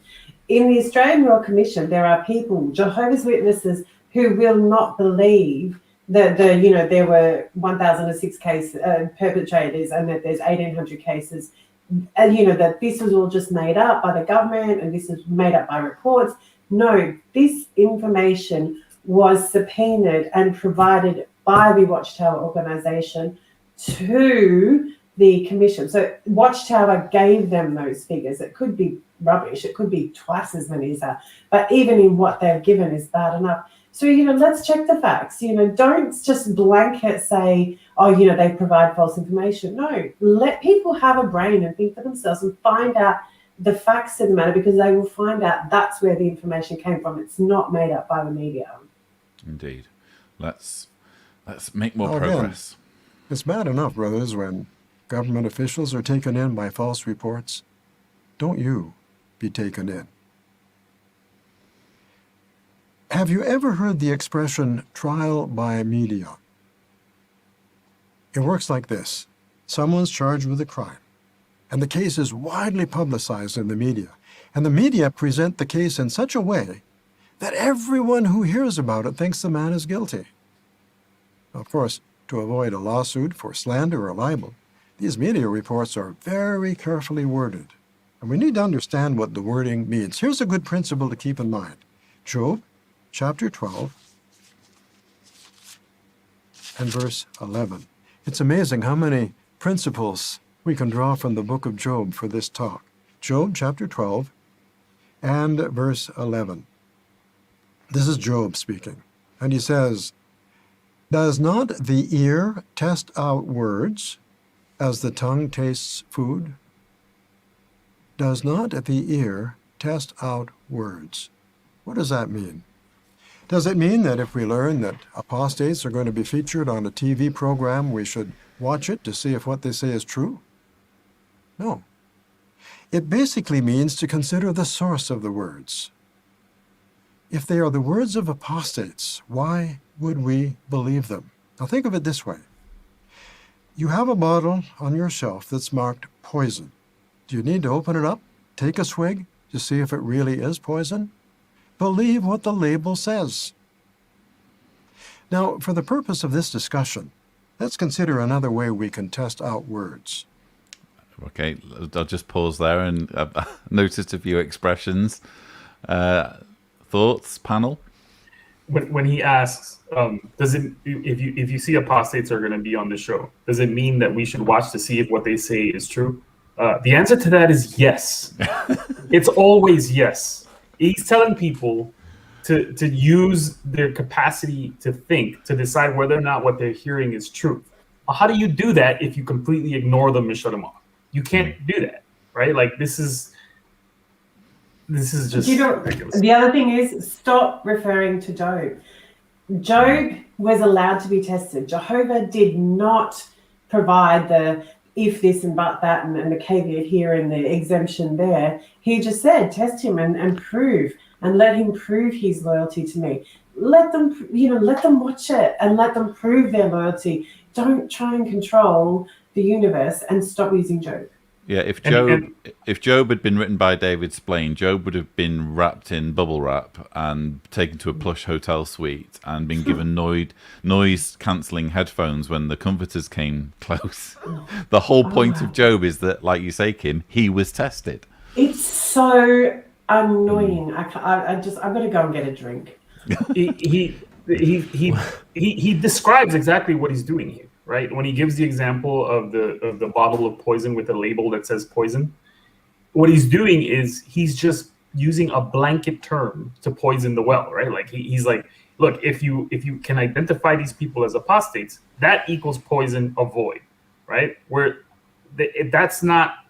He's doing exactly what he's accusing the media and the press of doing. Mm-hmm. They call that narcissistic behavior. Yeah, he's stigmatizing, and I always, in my case, I find I don't think most of the people in my congregation know why we were disfellowshipped. It was just an announcement that was read. I think in about 11 days, when this Vice documentary comes out, a lot of people are going to understand a little bit more, and I'm hoping that some of my local witness friends are able to see that, because in my congregation I was trusted as a truthful person. I was never considered a liar. So why all of a sudden did I stop going to meetings? What was wrong? What was Mark committing adultery? Was he drinking heavily? Was he doing this, that, and the other? Well, none of those things were true. So what in the world would drive him out of the religion?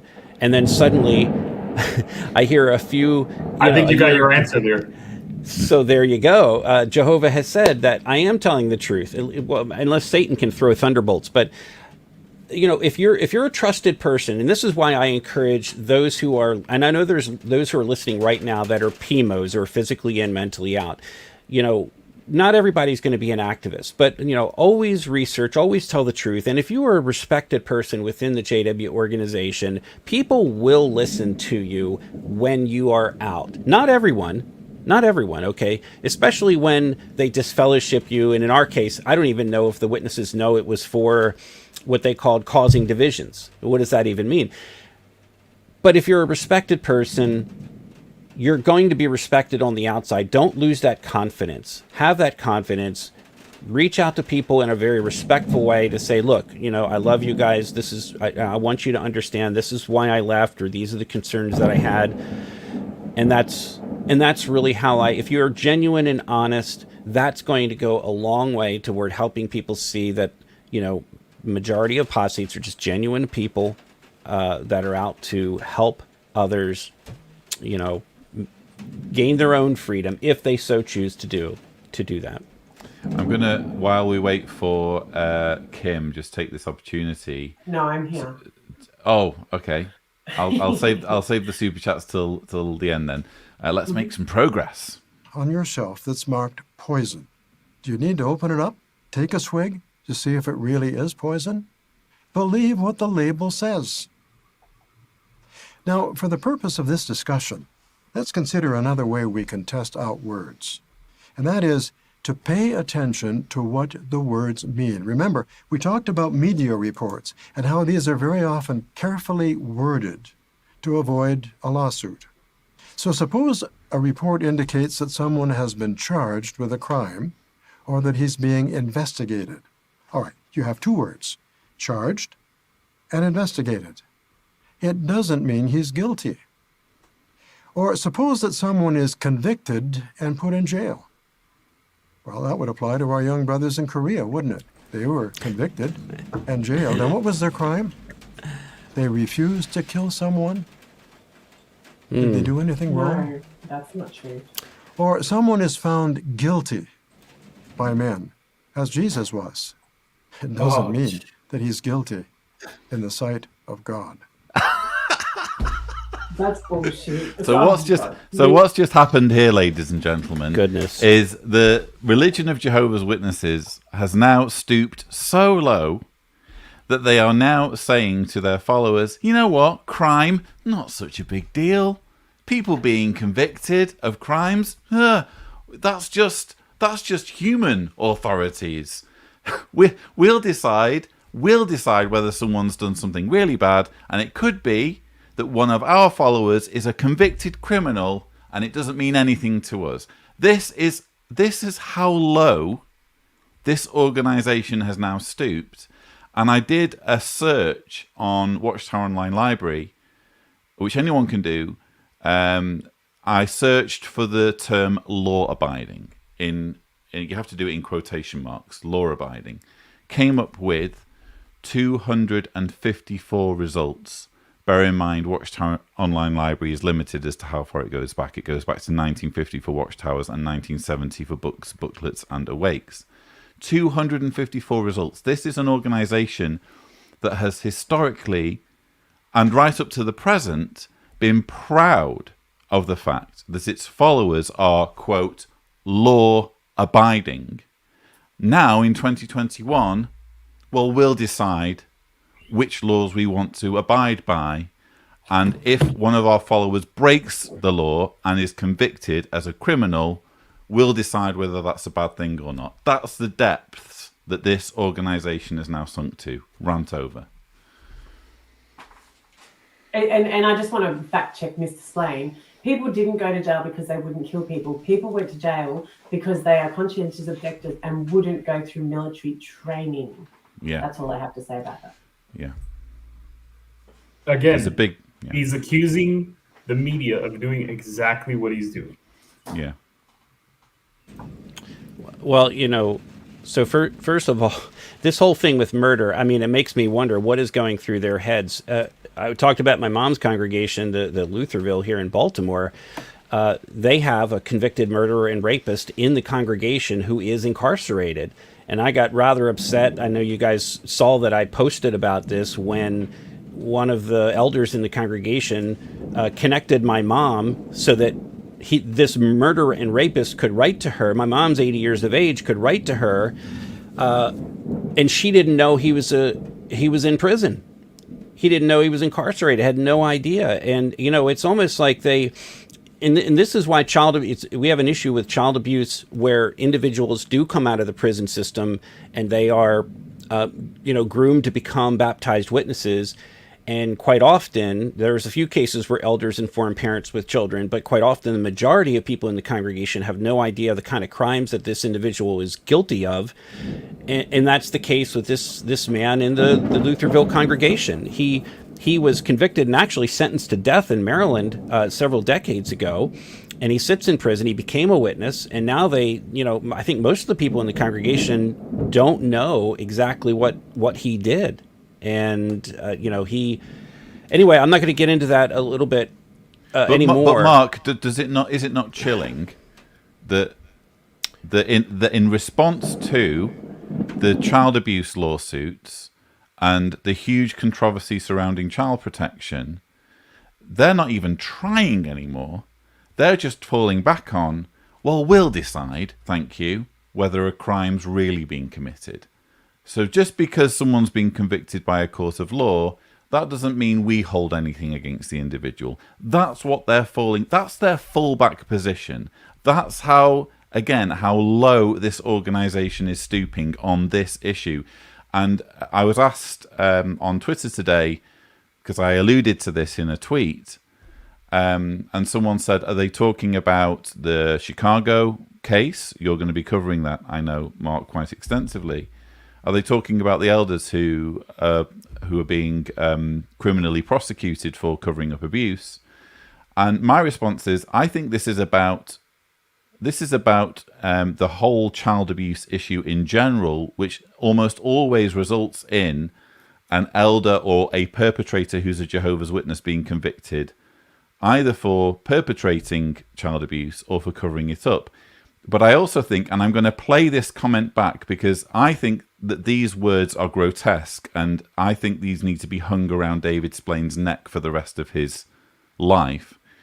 I think what David Splane is doing here, I think he's preempting. He's preempting his arrest in the future, at least a little bit. The arrest of him, his colleagues, because it's quite conceivable. It should happen. Whether it happens or not, we'll have to wait and see.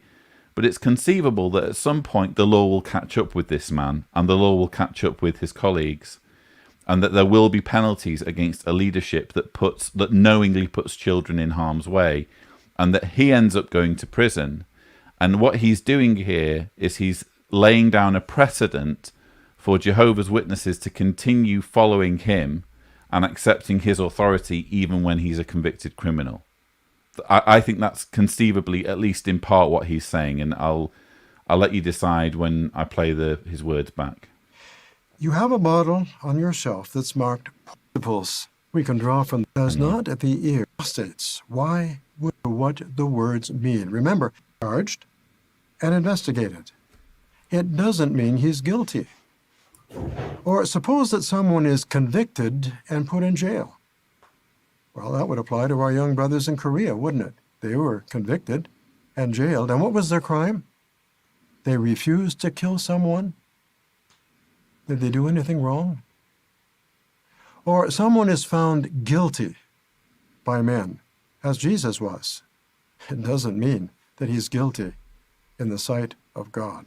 Guilty before men, as Jesus was. So even Jesus was found guilty before men. I think he's potentially laying the groundwork there for him and his colleagues to be found guilty and still followed. Just my thoughts. That whole point of the trial by media, it's what Harvey Weinstein was, I guess, tried by media. Was the media wrong? Bill Cosby was tried by the media. Were they wrong? Like, it's, the points that he's making are just, was it rubbish, you say, Kim? It's rubbish. Yes, okay, there are cases. I know of a case personally where somebody was found guilty of something that they didn't do.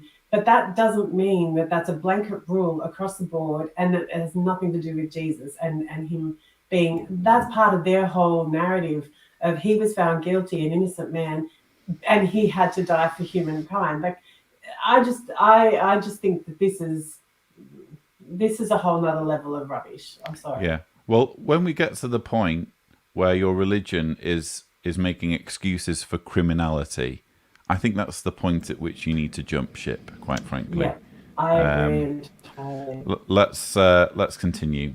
So, brothers, we really have... You okay there, Mark? But for those just joining, it's not that Armageddon is upon us. It's that Mark is in the middle of a thunderstorm, which just took out his power. Yeah, it took me down for a couple minutes. I'm sorry about that, folks, but it's an entertaining storm. Fortunately, I have a battery backup, so my apologies. No worries. Someone? Did they do anything wrong? Or some guilty by men, as Jesus was. It doesn't mean that he's guilty in the sight of God. So, brothers, we really have to think about these things. We may read that a person or an organization was sued and then settled out of court. Does settling out of court mean that they were guilty? Yeah. Not necessarily. Now, in this quite country, often, yes. Court cases are often handled by a jury. Now, who are on the jury? Ordinary citizens with no legal training. Juries don't matter. These ordinary citizens don't always have access to all the facts because the judge and lawyers decide which facts will be shared with the jury. So it's unlikely that the whole truth will ever come out in court. Actually, neither side probably wants the whole truth to come out in court. Interesting. I'm just enjoying Kim in absolute stitches here. I don't know whether it's stitches or actual physical pain, but yeah, I'm enjoying the reactions. Sorry, go on. What's interesting, Javier? Oh, what he just said. Yeah. That either side doesn't want all the facts to come out in court. That is pretty much Watchtower's tactic when they fight these lawsuits in court. They take it down the stretch to avoid going into a trial for these lawsuits and stuff like that. And then most of the time, and Mark and Kim, you guys can correct me if I'm wrong, but most of the time they opt to settle to avoid going into a trial because it's not convenient for them to have this information out in the open. I mean, there's literally files that are under lock and key and have not been disclosed in regards to the abuse cases that they've gone to great extent to block and to prevent from being out in the open. It's like, yes. Javier, I'll ask you the question. Is $1 million a lot of money to you? I'm sorry, I missed that. What? Say that again? Is $1 million, $1 million US, is that a lot to you? Absolutely. Yeah, so if I came to you and said, Javier, you defamed me, you did this to me, you did that to me, and I'm going to take you to court and you're going to pay me $10 million, and then I say to you, oh, look, I'll take one. Are you going to agree to that if you didn't do what I'm accusing you of doing? Well, I won't. No, I don't. No. So I mean, I think you're the average person, and I think that's a reasonable litmus test. If the average person, if you've done nothing wrong, why on God's earth would you make an agreement that you sign a non-disclosure on so people can't talk about it? So you're paying them to shut up, in effect. That's as simple as what an NDA is. If the Watchtower had nothing to hide and had nothing that they didn't want brought out, why would they keep settling court cases? This is the biggest load of bullshit because they would not give, excuse me, I've said too many swear words, I'm so sorry. Kim is riled. Kim is riled. I am, that's just, to say, oh, we don't because, there might be things that we don't want. No, the truth never gets told in court. This is really what gets my nerves. They talk shit about the police, excuse me. They get upset about the police. They denigrate the police to their constituents to make them feel scared of them. They denigrate the court system so people don't want to get involved in the court system. And they do it because they know damn well that their man behind the curtain is going to be exposed if they go to the court. That is absolute rubbish that they're not going to get a fair trial. It's an absolute disgrace. I'm sorry, Lloyd, I have to rant. Don't apologise. The justice system. No. They should be damn well ashamed of themselves for even suggesting that there is no justice within the justice system. It's not a perfect system. I'm not going to sit here and say it is, but to just sit there and say it's not is an absolute, they're recalcitrant and they're a disgrace. Sorry, just real quick, Brandon Fiquette, JW Watch team member, is watching and he says, something tells me legal department will not like the extra work this generates for them. He's projecting and preempting their own worst fears. Very exactly. True. Yeah. I don't know if this is irony, but I suspect that Splane would jump on the point that the Catholic Church has settled many of these lawsuits to avoid court proceedings. They've settled many, and I assume he would jump at the chance to show that as evidence that the Catholic Church did something wrong. Absolutely. But they have settled court cases. Everybody knows they've settled court cases. We don't know the details. Oh, that's right, because they have shut up money. It's just, I need a drink. Okay. Well, while you have a drink. Well, sometimes attorneys deliberately withhold information that would be prejudicial to their clients. And in addition, the juries have prejudices like everyone else, and some of them just can't set their prejudices aside. I'll tell you an actual experience. Some time ago, a lawyer told me about a case he had. It was a case of medical malpractice by a doctor. There was a jury, and at trial, the doctor was clearly shown to be in the wrong, but the jury didn't give the patient a penny. The lawyer was confused, so after the trial, he approached two of the jurors and asked, if you don't mind, tell me which part of the testimony you didn't believe. The jurors replied, "Oh, we didn't get that far.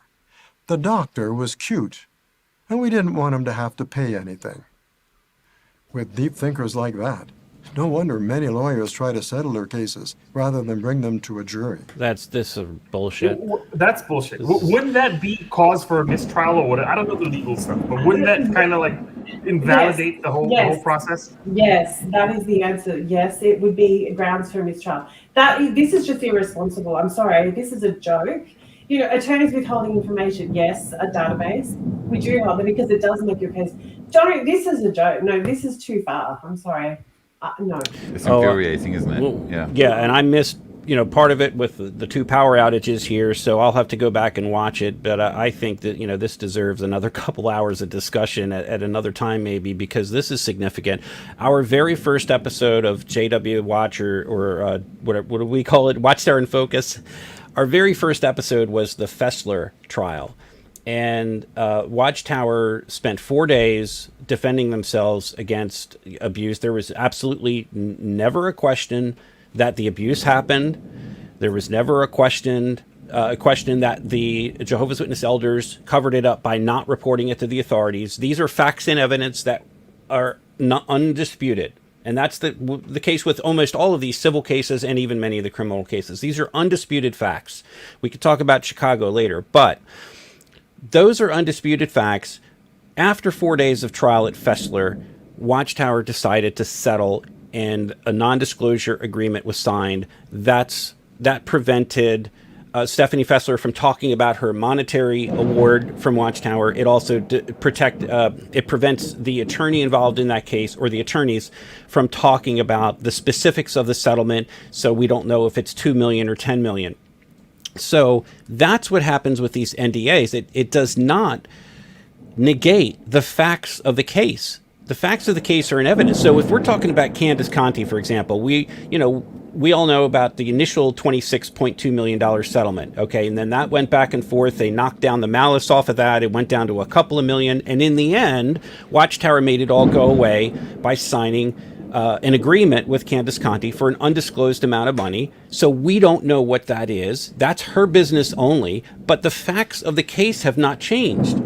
I'll give you another example. The Delaware case. Well, Delaware elders failed to report child abuse. They refused, in the case of the Laurel Congregation of Delaware, they violated state law. They didn't report child abuse. The Deputy Attorney General filed a lawsuit against Jehovah's Witnesses about 5 years ago, and the witnesses, none of these facts were in question, that they violated the law. Instead, the witnesses tried to use the argument that, well, we have clergy penitent privilege, and that these were confidential discussions that happened in closed session. No, that was all a lie, and that was proven to be a lie. And the judge said, no, what really happened here was that you went after this 14-year-old boy, you went after this 32-year-old woman, you disfellowshipped both of them, you didn't report any of the abuse to the police. These are the facts and evidence in the case that are undisputed. So then Watchtower said, well, we're just going to write a check to the state of Delaware, and they did. They wrote a check for $19,500. Then it went under seal. I did obtain the documents from the state of Delaware with a FOIA request, but they wanted that to go away. And David Splane doesn't want, and first of all, he's not an attorney and he's not a reporter of legal matters. Okay. I don't know that he has any background in legal whatsoever, but he's talking about things that he knows nothing about. Mark, would you like to hear David Splane give a scriptural reason? Give a scriptural reason for settling out of court. Is it 1 Corinthians 6? I'm guessing. Is it 1 Corinthians 6? Yeah, go ahead. But someone will say, no, I don't believe in settling out of court. I believe in justice and truth. So that brings up the question, is it wrong to settle a matter before it goes to trial?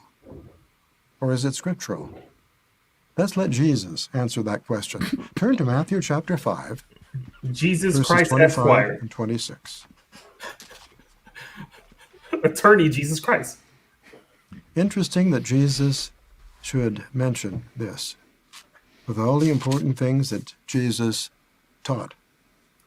Matthew chapter 5, verses It turns out Jesus had something to say about covering up child abuse. Proceed. 25 and 26.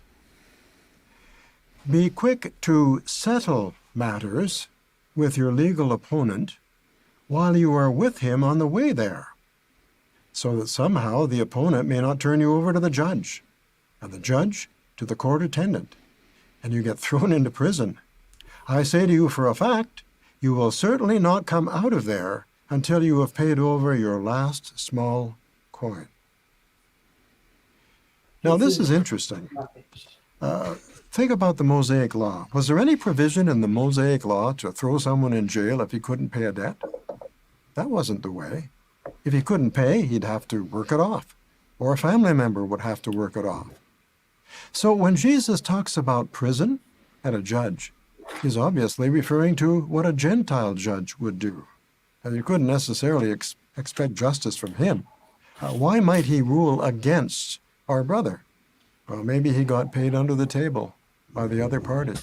Or maybe he was prejudiced against the race or the religion. It has to be bribery and corruption. It has to be. Now notice, Jesus didn't say that the man should settle only if he was guilty. Jesus didn't say that the man should settle only if he was guilty. So, brothers...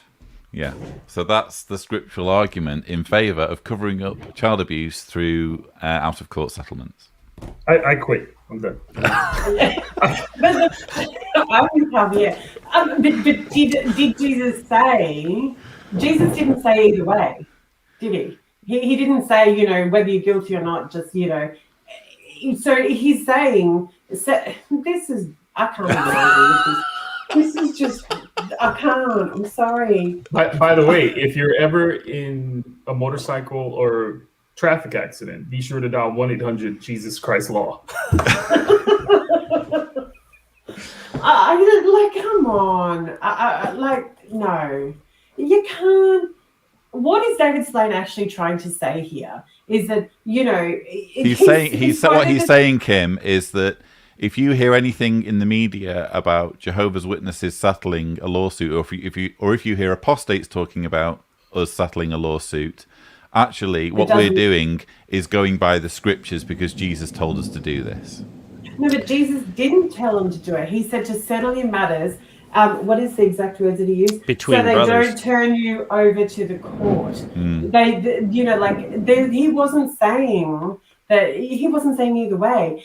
Oh my God! And he's using this verse in the context of child abuse cover-up, which I'm pretty sure Jesus, if he's anything like the individual proposed by Christianity, would be against. I just can't even think. This is...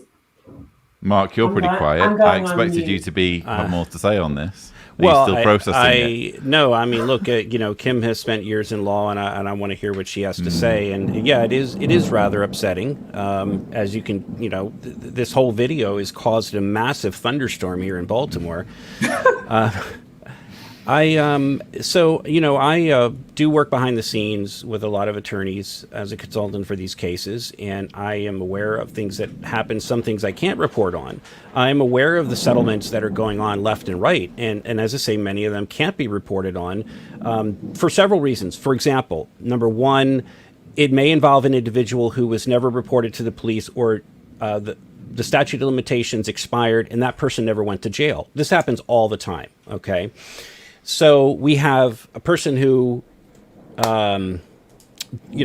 abused children, never went to prison for it, but we have evidence that the Watchtower organization covered it up, didn't phone the police. That's the subject matter of, for example, the Conti trial, or the Montana case. There's 3 different cases in Montana right now, and hundreds all over. But the basic subject matter here is that they're not reporting matters to the police. These are the facts.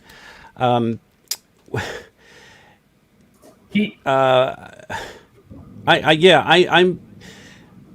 not sure. What was it? Matthew chapter 5? Is that the scripture that he's referring to here? Yeah, it was. Yeah, Matthew 5. He's hedging. I'm going to come back to this. Yeah, because he's preparing in anticipation for.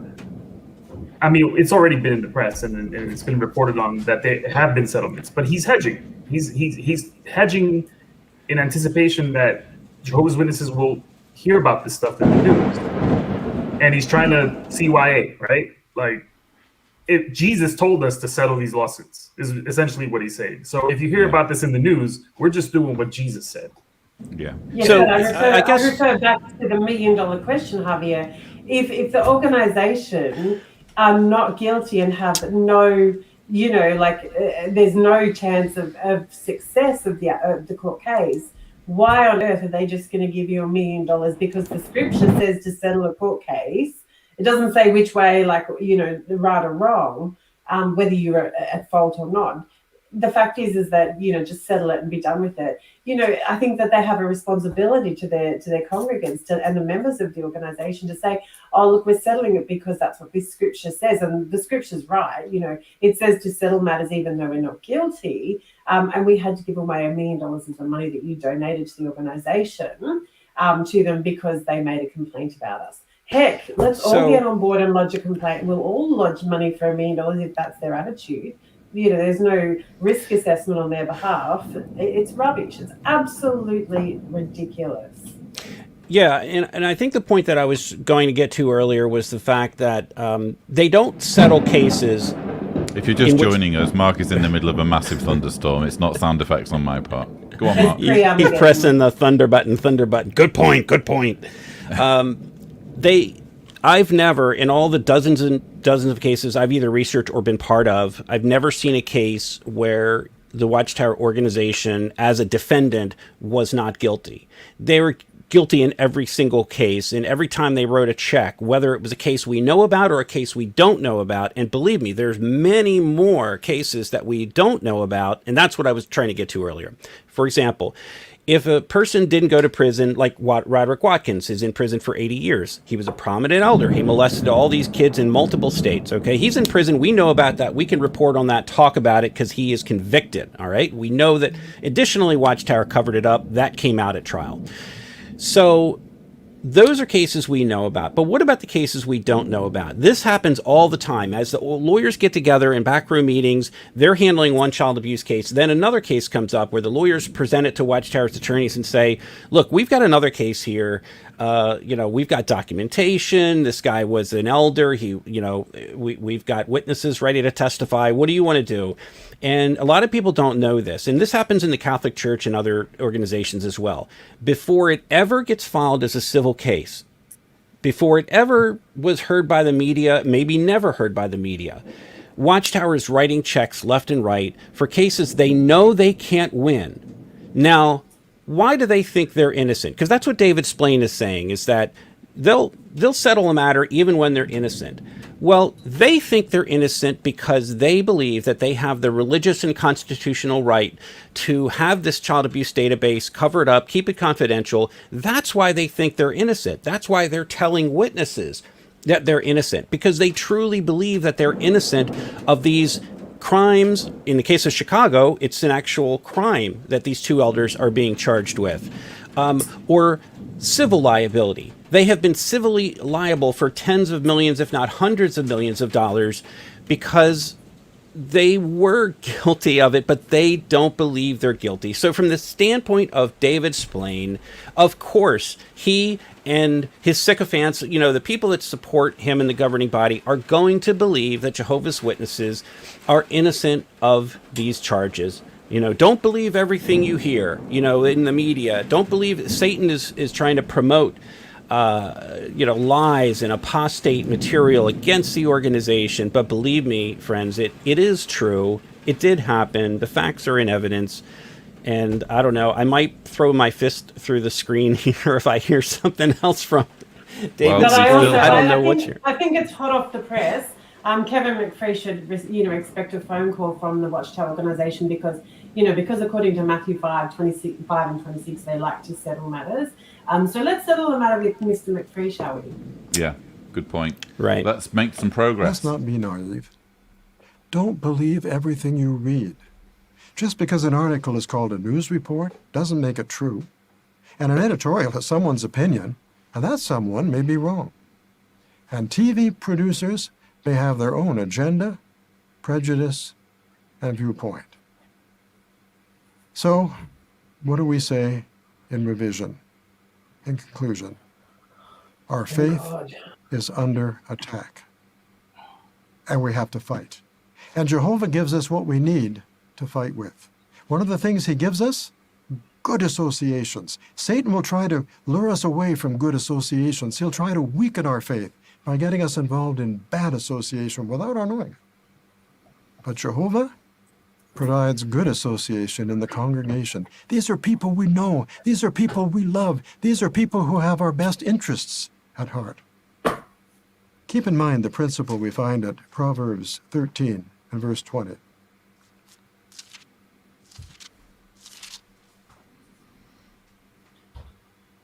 The one walking with the wise will become wise, but the one who has dealings with the stupid will fare badly. You know the members of your congregation. You know that they are wise. You know that they have your best interests at heart. But if you get involved in a forum, you might not know whether you're walking with wise persons or not, at least not at first. So be careful. If the conversation turns negative, get out. Satan is behind the twisted teachings of apostates. He's the father of the lie. And those who lie are doing exactly what their father does. The apostates have nothing to offer us, brothers. All they have to offer is hate. All they have is, to offer is criticism and negative talk. But oh, how upbuilt we feel when we're with those who love Jehovah. So Jehovah provides us with good, wholesome associations. He also provides us with his word of truth, and an accurate knowledge of the truth is the best defense against apostasy. Read the Bible every day and meditate on it. Pay attention to the words. Pay attention to what they mean. Be like the Bereans, referred to in Acts chapter 17 and verses 10 and 11. I like this point because he reads the scripture about the Bereans and then kind of ties himself in knots a little bit, because obviously the verse about the Bereans says to check everything. And how can you check everything if you're putting your hand over your ears and saying, la, la, la, I can't hear you? So he kind of ties himself in knots a bit at this point. Let's read that. Acts chapter 17, verses 10 and 11. Immediately by night, the brothers sent both Paul and Silas to Berea. On arriving, they went into the synagogue of the Jews. Now these were more noble-minded than those in Thessalonica, for they accepted the word with the greatest eagerness of mind, carefully examining the Scriptures daily. Carefully examining the Scriptures daily to see whether these things were so. Now Paul compares the Bereans with the Thessalonians. What do we know about the Thessalonians? Well, they didn't have YouTube in those days. YouTube! But at one point, the Thessalonians apparently heard a rumor that the day of Jehovah had arrived. So apparently YouTube is a source of rumors. Who circulated the rumor? An apostate? Maybe. But maybe it was just someone who had heard the rumor and passed it on without checking it out. Have you ever done that? Passed on a report without checking the facts? I think all of us have to admit that we've been guilty of that at one time or another. You're doing it Now, right how now. did the Thessalonians react? They were alarmed. They were quickly shaken from their reason. We mustn't let that happen to us. When you hear something, check it out. When you hear something, check it out. Am I mistaken here, or has he not just spent the entire 30 minutes preceding this part arguing the exact opposite? When you hear something negative, run a mile has been the message so far. And now, because he's tied himself in knots reading a verse about checking things, he's saying check it out. Yeah. Do you think that's off script, Lloyd? I feel like he went off script in saying that. Yeah, I think he read the verse, and by the time he probably realized what it was saying, it was too late, and he had to commit to it. How do you check something out? You know, Exactly. that's Well, he you go to the elders.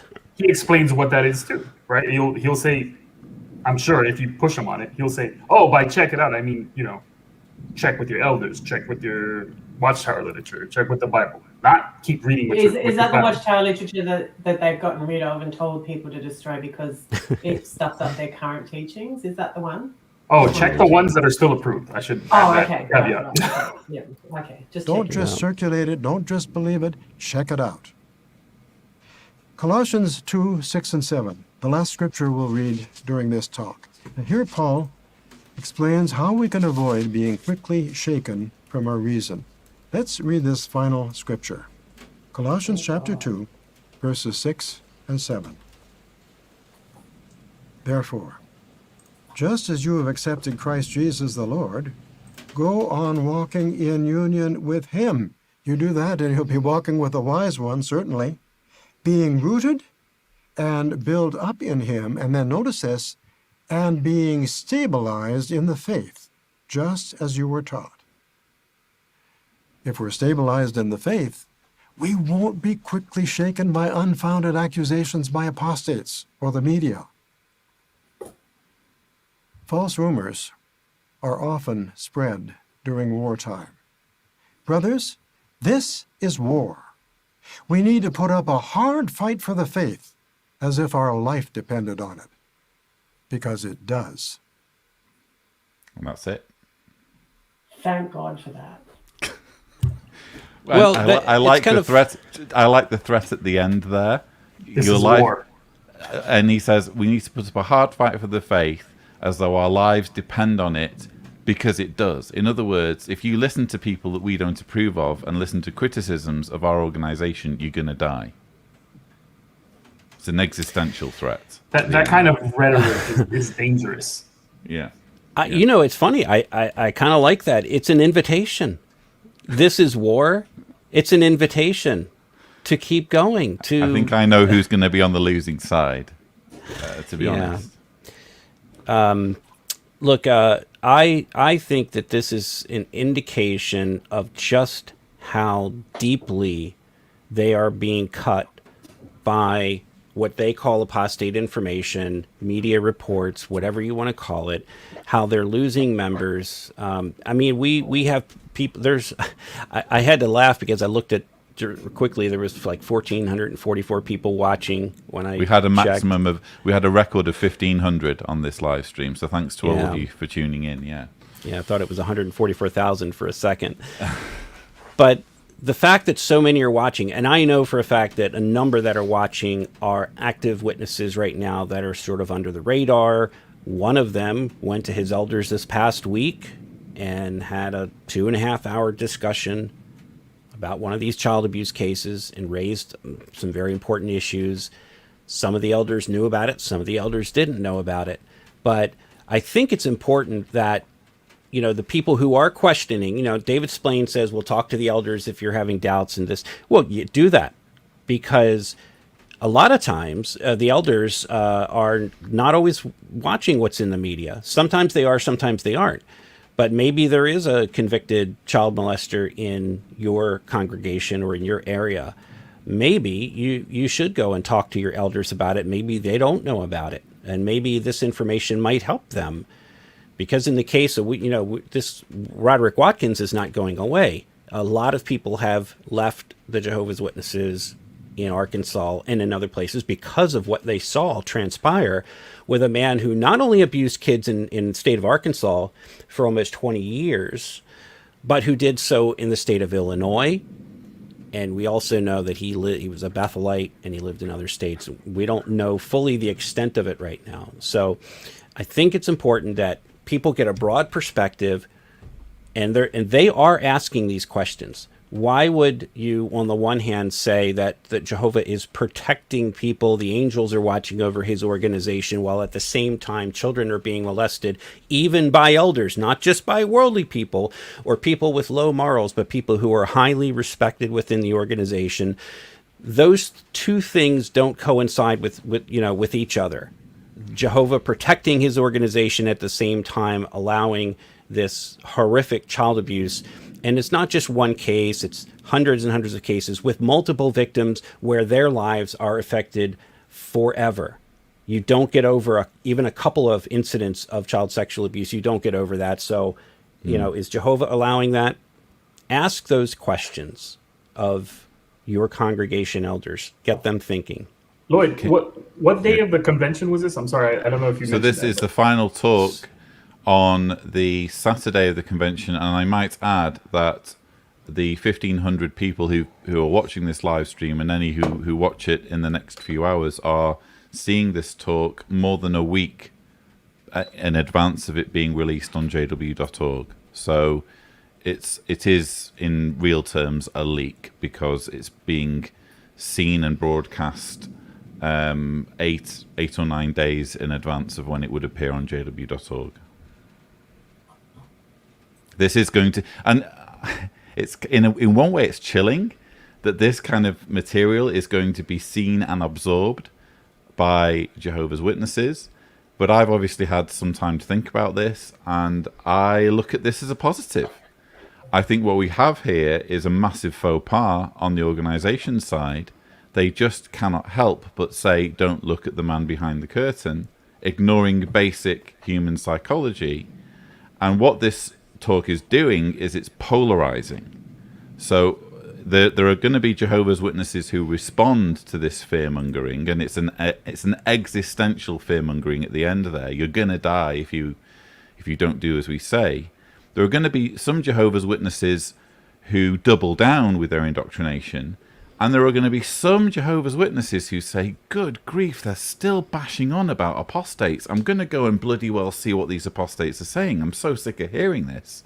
Or there are going to be Jehovah's Witnesses who've had very little contact and very little, they've just never heard of apostates before, and they're really sorely tempted to know what's going on. So I think I can't help but see this as a positive. Only if I could make this even better, David Splane would say, don't go on YouTube.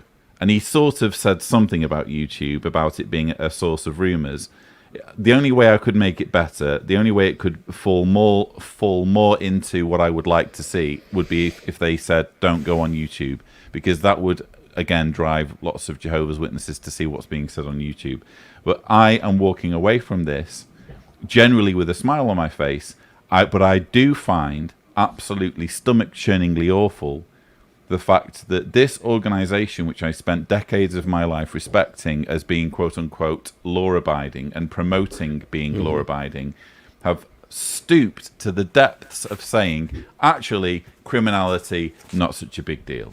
We're okay with some Jehovah's Witnesses being criminal convicts because we'll decide whether they're bad people or not. And that's the level. Once an organisation says that, they are writing themselves a check to do the worst things imaginable. Once a leadership says this, you know the leaders have in mind to do terrible things and get away scot-free. And as I said earlier, that's the moment at which you walk. If you're a Jehovah's Witness watching this, I'm sure there will be some in the 1,500 now watching. This is your moment, because your religion has just broadcast to the world, we're okay with criminals. You shouldn't be okay with criminals. Criminals do terrible things to other human beings. Run a mile. That would be my message. I want to pose a question to you guys, because obviously this is not the first time we've seen this kind of material come out of a convention. Like, you guys remember the whole video with the troops circling around these JWs in the woods, and then Kenny Rogers on the horse comes and fires an arrow and saves everybody, right? This talk by Splane and that all that rhetoric about it being a war and we're in a war and it's not new. They've done this before, right? But do you think that this tone in this talk and just the general feeling of this conversation, like there's an air of, I don't know, urgency and that they're desperate? You think it has anything to do with just the situation we've been living under in the last year and a half with the lockdowns and, JW's relegated to just watching the content on streaming? I think that's accelerated it. I think that they, the numbers don't lie. The 2020 figures were down for the first time in 42 years. So they'll be terrified about that. But this is precisely, and this is what I love, by the way, about having a deluded opponent. Deluded opponents will keep making terrible decisions because they're deluded and because they're not in touch with reality. And this is exactly the sort of thing I want them to be doing, quite frankly. I want them to be saying, "Don't look at the man behind the curtain." And I think that this is certainly a turning point. I mean, I'm going to be at some point doing the second edition to my Reluctant Apostate book. This is getting multiple pages. This is a turning point as far as I'm concerned, because never before have we seen this level of desperation when it comes to apostates and when it comes to criticism of the organization, and it proves, as far as I'm concerned, that they're on the ropes. So I don't think it is a stretch to say that this obviously is for the summer convention. This is one of the key moments when the organization gets the message out. And at the same time, there are events going on in the media, which is partly what Splane is referring to. Actually, Mark, could you weave in, because I'm mindful that we'll need to wind up soon, but could you weave into your comment the Vice documentary that you're going to be a part of as well? And that was part of the comment. Yeah. Yes. So it is not surprising to think, it is not a stretch to think that David Splane and the governing body are very upset about not only what's been reported in the media up to this point, especially about child sexual abuse and all the settled cases and all the cases that are still ongoing, and there are a lot, okay? But we have this summer in just, let's see, today is the, what is today, the 11th? 17th. I'm sorry, I'm not reading my calendar right, losing track here. So in 11 days, two things are going to happen that I'm aware of. Okay, number one, Vice Media has already announced a trailer for a new documentary. I think it's called Vice Versa: The Crusaders. Kimmy and I started working on that with director Aaron Kaufman in 2017. In fact, we met at the Fessler trial, and Aaron did a bunch of interviews, and we actually went and interviewed the attorney for the Fessler case, the detective that was involved in the Fessler case. So we kicked off the idea of a documentary. After several years, it got picked up by Vice Media. Now, Vice has done some pretty good reporting on, some pretty accurate reporting too, on political and other very socially conscious important issues. So they have done a great deal of fact checking. The Hollywood Reporter has just reported on this. Maybe we could post a link to that. So in 11 days, Vice is releasing a 2-hour documentary about Jehovah's Witnesses, not just about child abuse, but about the entire organization. A lot of it's about child abuse, and a lot of it has to do with my wife Kimmy's story. In fact, I think the opening scene is her getting baptized, and then they show me getting baptized, and they go on to talk about our path into and out of the organization, and how ultimately when I left, I came into contact with all of these documents from congregations in the Northeast that we call the Palmer League. So it discusses a lot of that and kind of weaves our story through the whole documentary. So I think, and they know about it. Watchtower knows about it because they were contacted by Vice Media to be informed that this documentary was happening, and would they like to comment on it? And of course they didn't. Or they may have given a stock comment. So we'll see if they have a slide. So in 11 days, the Vice documentary will premiere on Vice Television. I'm not sure if we can see it in Europe yet or whatever, but that'll all work itself out.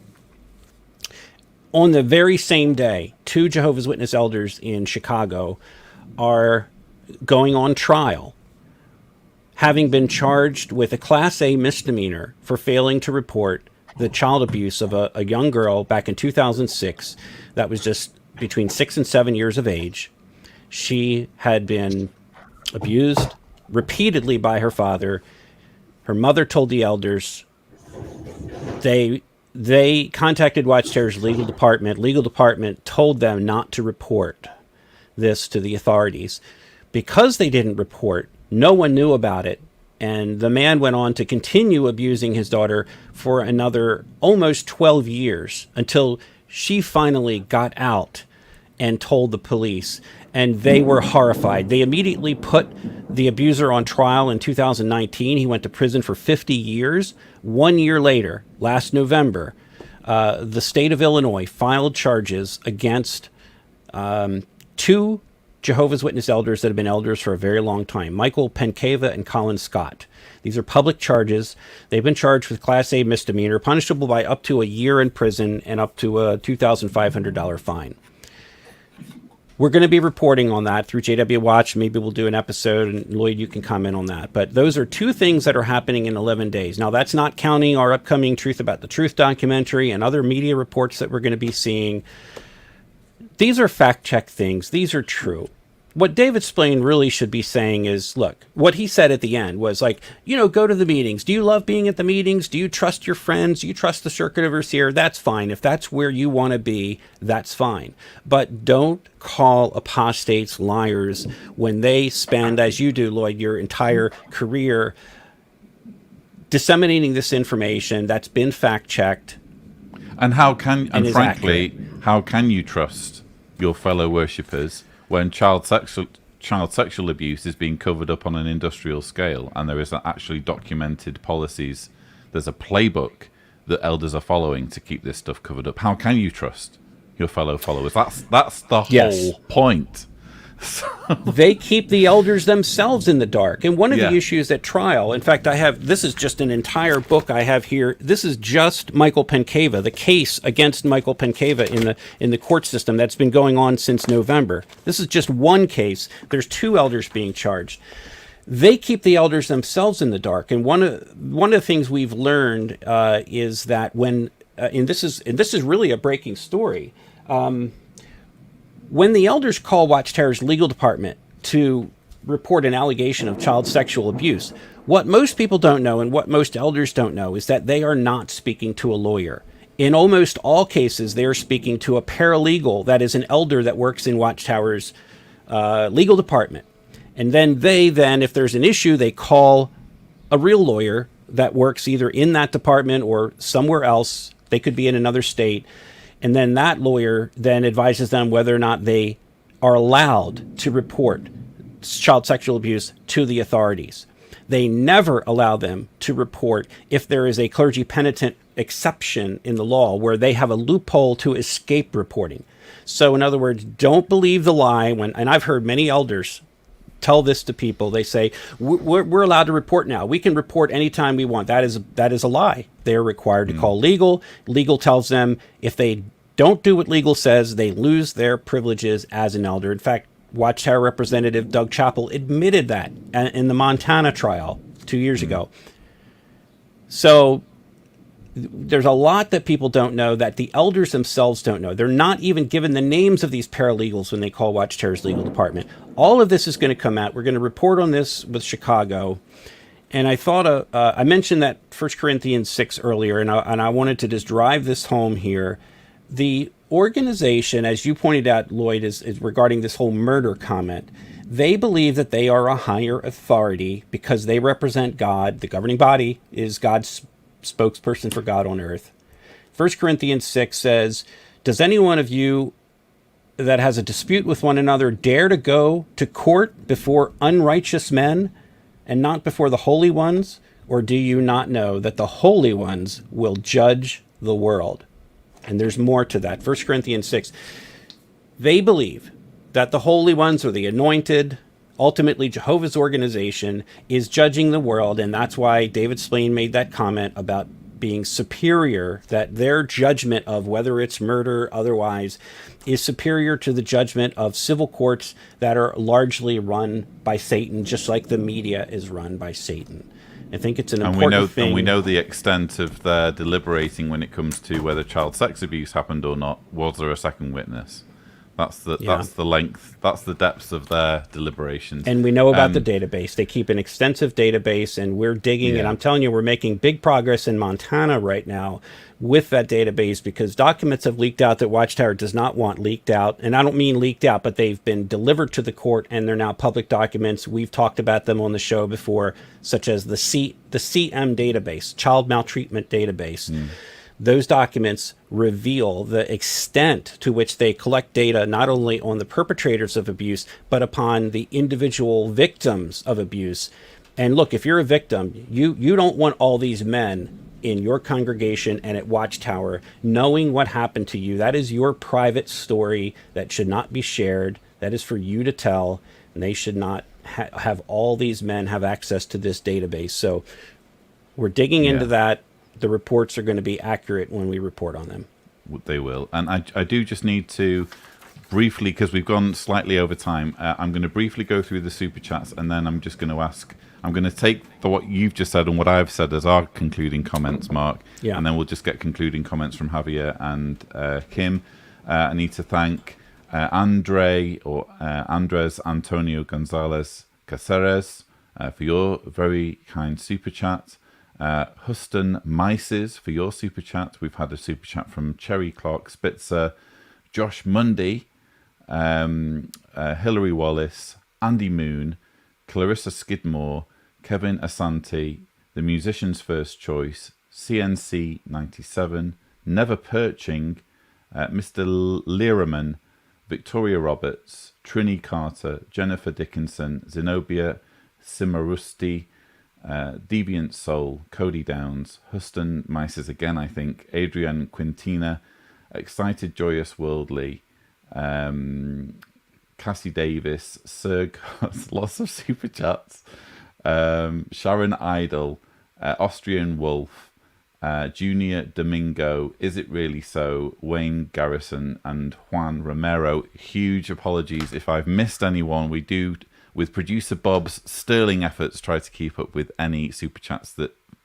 slip by, but all of it helps enormously in terms of keeping the channel going at this pace and at this level.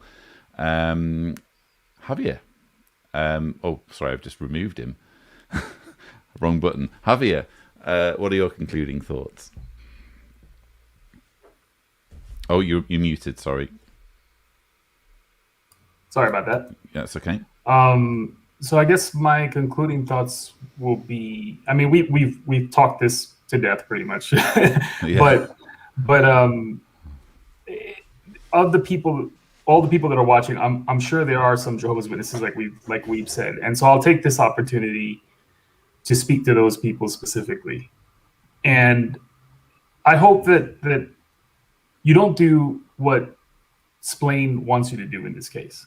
I hope that the curiosity that has brought you to watch this stream encourages you to compare, to dig deeper, to fact check, to investigate, do your homework, read those articles, see what people have to say. You already know what Splane has to say. You already know what the governing body has to say. You already know what you've been taught the whole time that you've been a Jehovah's Witness.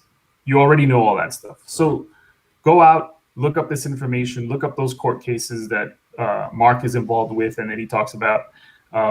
Listen to people like Kim, who are legal experts and can give you some insight that someone like David Splane can't give you. And then compare. Do it for yourself.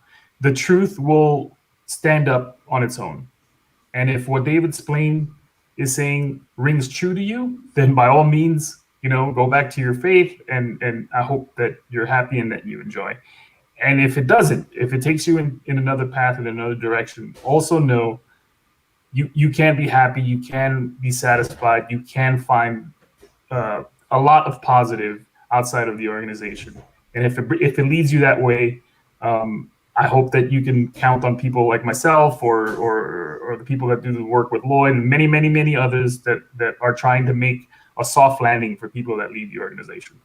But please don't do what Splane is telling you to do. Do your homework, do your research.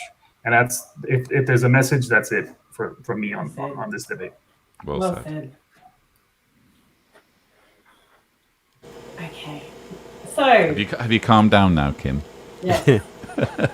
As much as possible. Okay. I have two comments. Number one, when I was waking up, I heard the term cult associated with Jehovah's Witnesses, and we talked about this right early in the episode, and it bothered me. But I appreciated the space to be able to come to that conclusion for myself, and I just want everybody to know that you do have that space, and to allow yourself that space, and don't let anyone take that space away from you. So, if you're going to talk to family members or whatever, I wouldn't recommend using the term cult, because you're just going to you're taking their space away and you shut them down, and that's not a good conversation it's not a good conversation starter. The other thing I do want to just quickly explain, why I'm really upset by what he said. Apart from the fact that it just affirms the whole corruption and don't bother going for justice and don't worry about persecuting child sex offenders and all of the other, murderers and domestic violence situations, all of the things that happen within the organization. He is telling, brothers and sisters not to have any faith in that system, and people aren't going to, utilize a facility they've got no faith in. So it really upsets me that it just allows people to stay in this toxic, dangerous, unfair situation. I think about Titus, I don't know the scripture, Titus 3:1, about the being in subjection to the secular authorities, and I just really wanted people to understand why I get upset. That there's and I'm going to refer to it. There's a rule of law, and this is generally accepted across the world as sort of the overarching principle. There's 2 points: that the people should be ruled by the law and obey it, and that the law should be such that people will be able to be guided by it. And that's the principles. But then that's the rule. But then there are principles. They talk about the separation of powers. Then this is the key issue. The law and its administration is subject to open and free criticism by people who may assemble without fear, and that the law is to be applied equally and fairly, and that no one.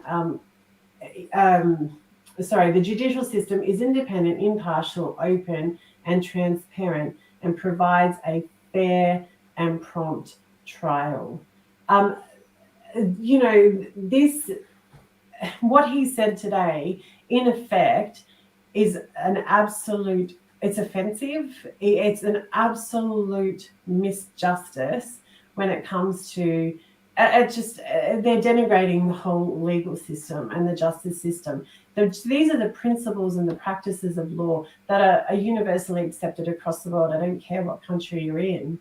And for him, I beg your pardon, not them, for him to turn around and say, use that absolutely candy cane, ridiculous comment that, they found them, not liable for any recourse because the doctor was cute, is an absolute, I have not even got the words for it.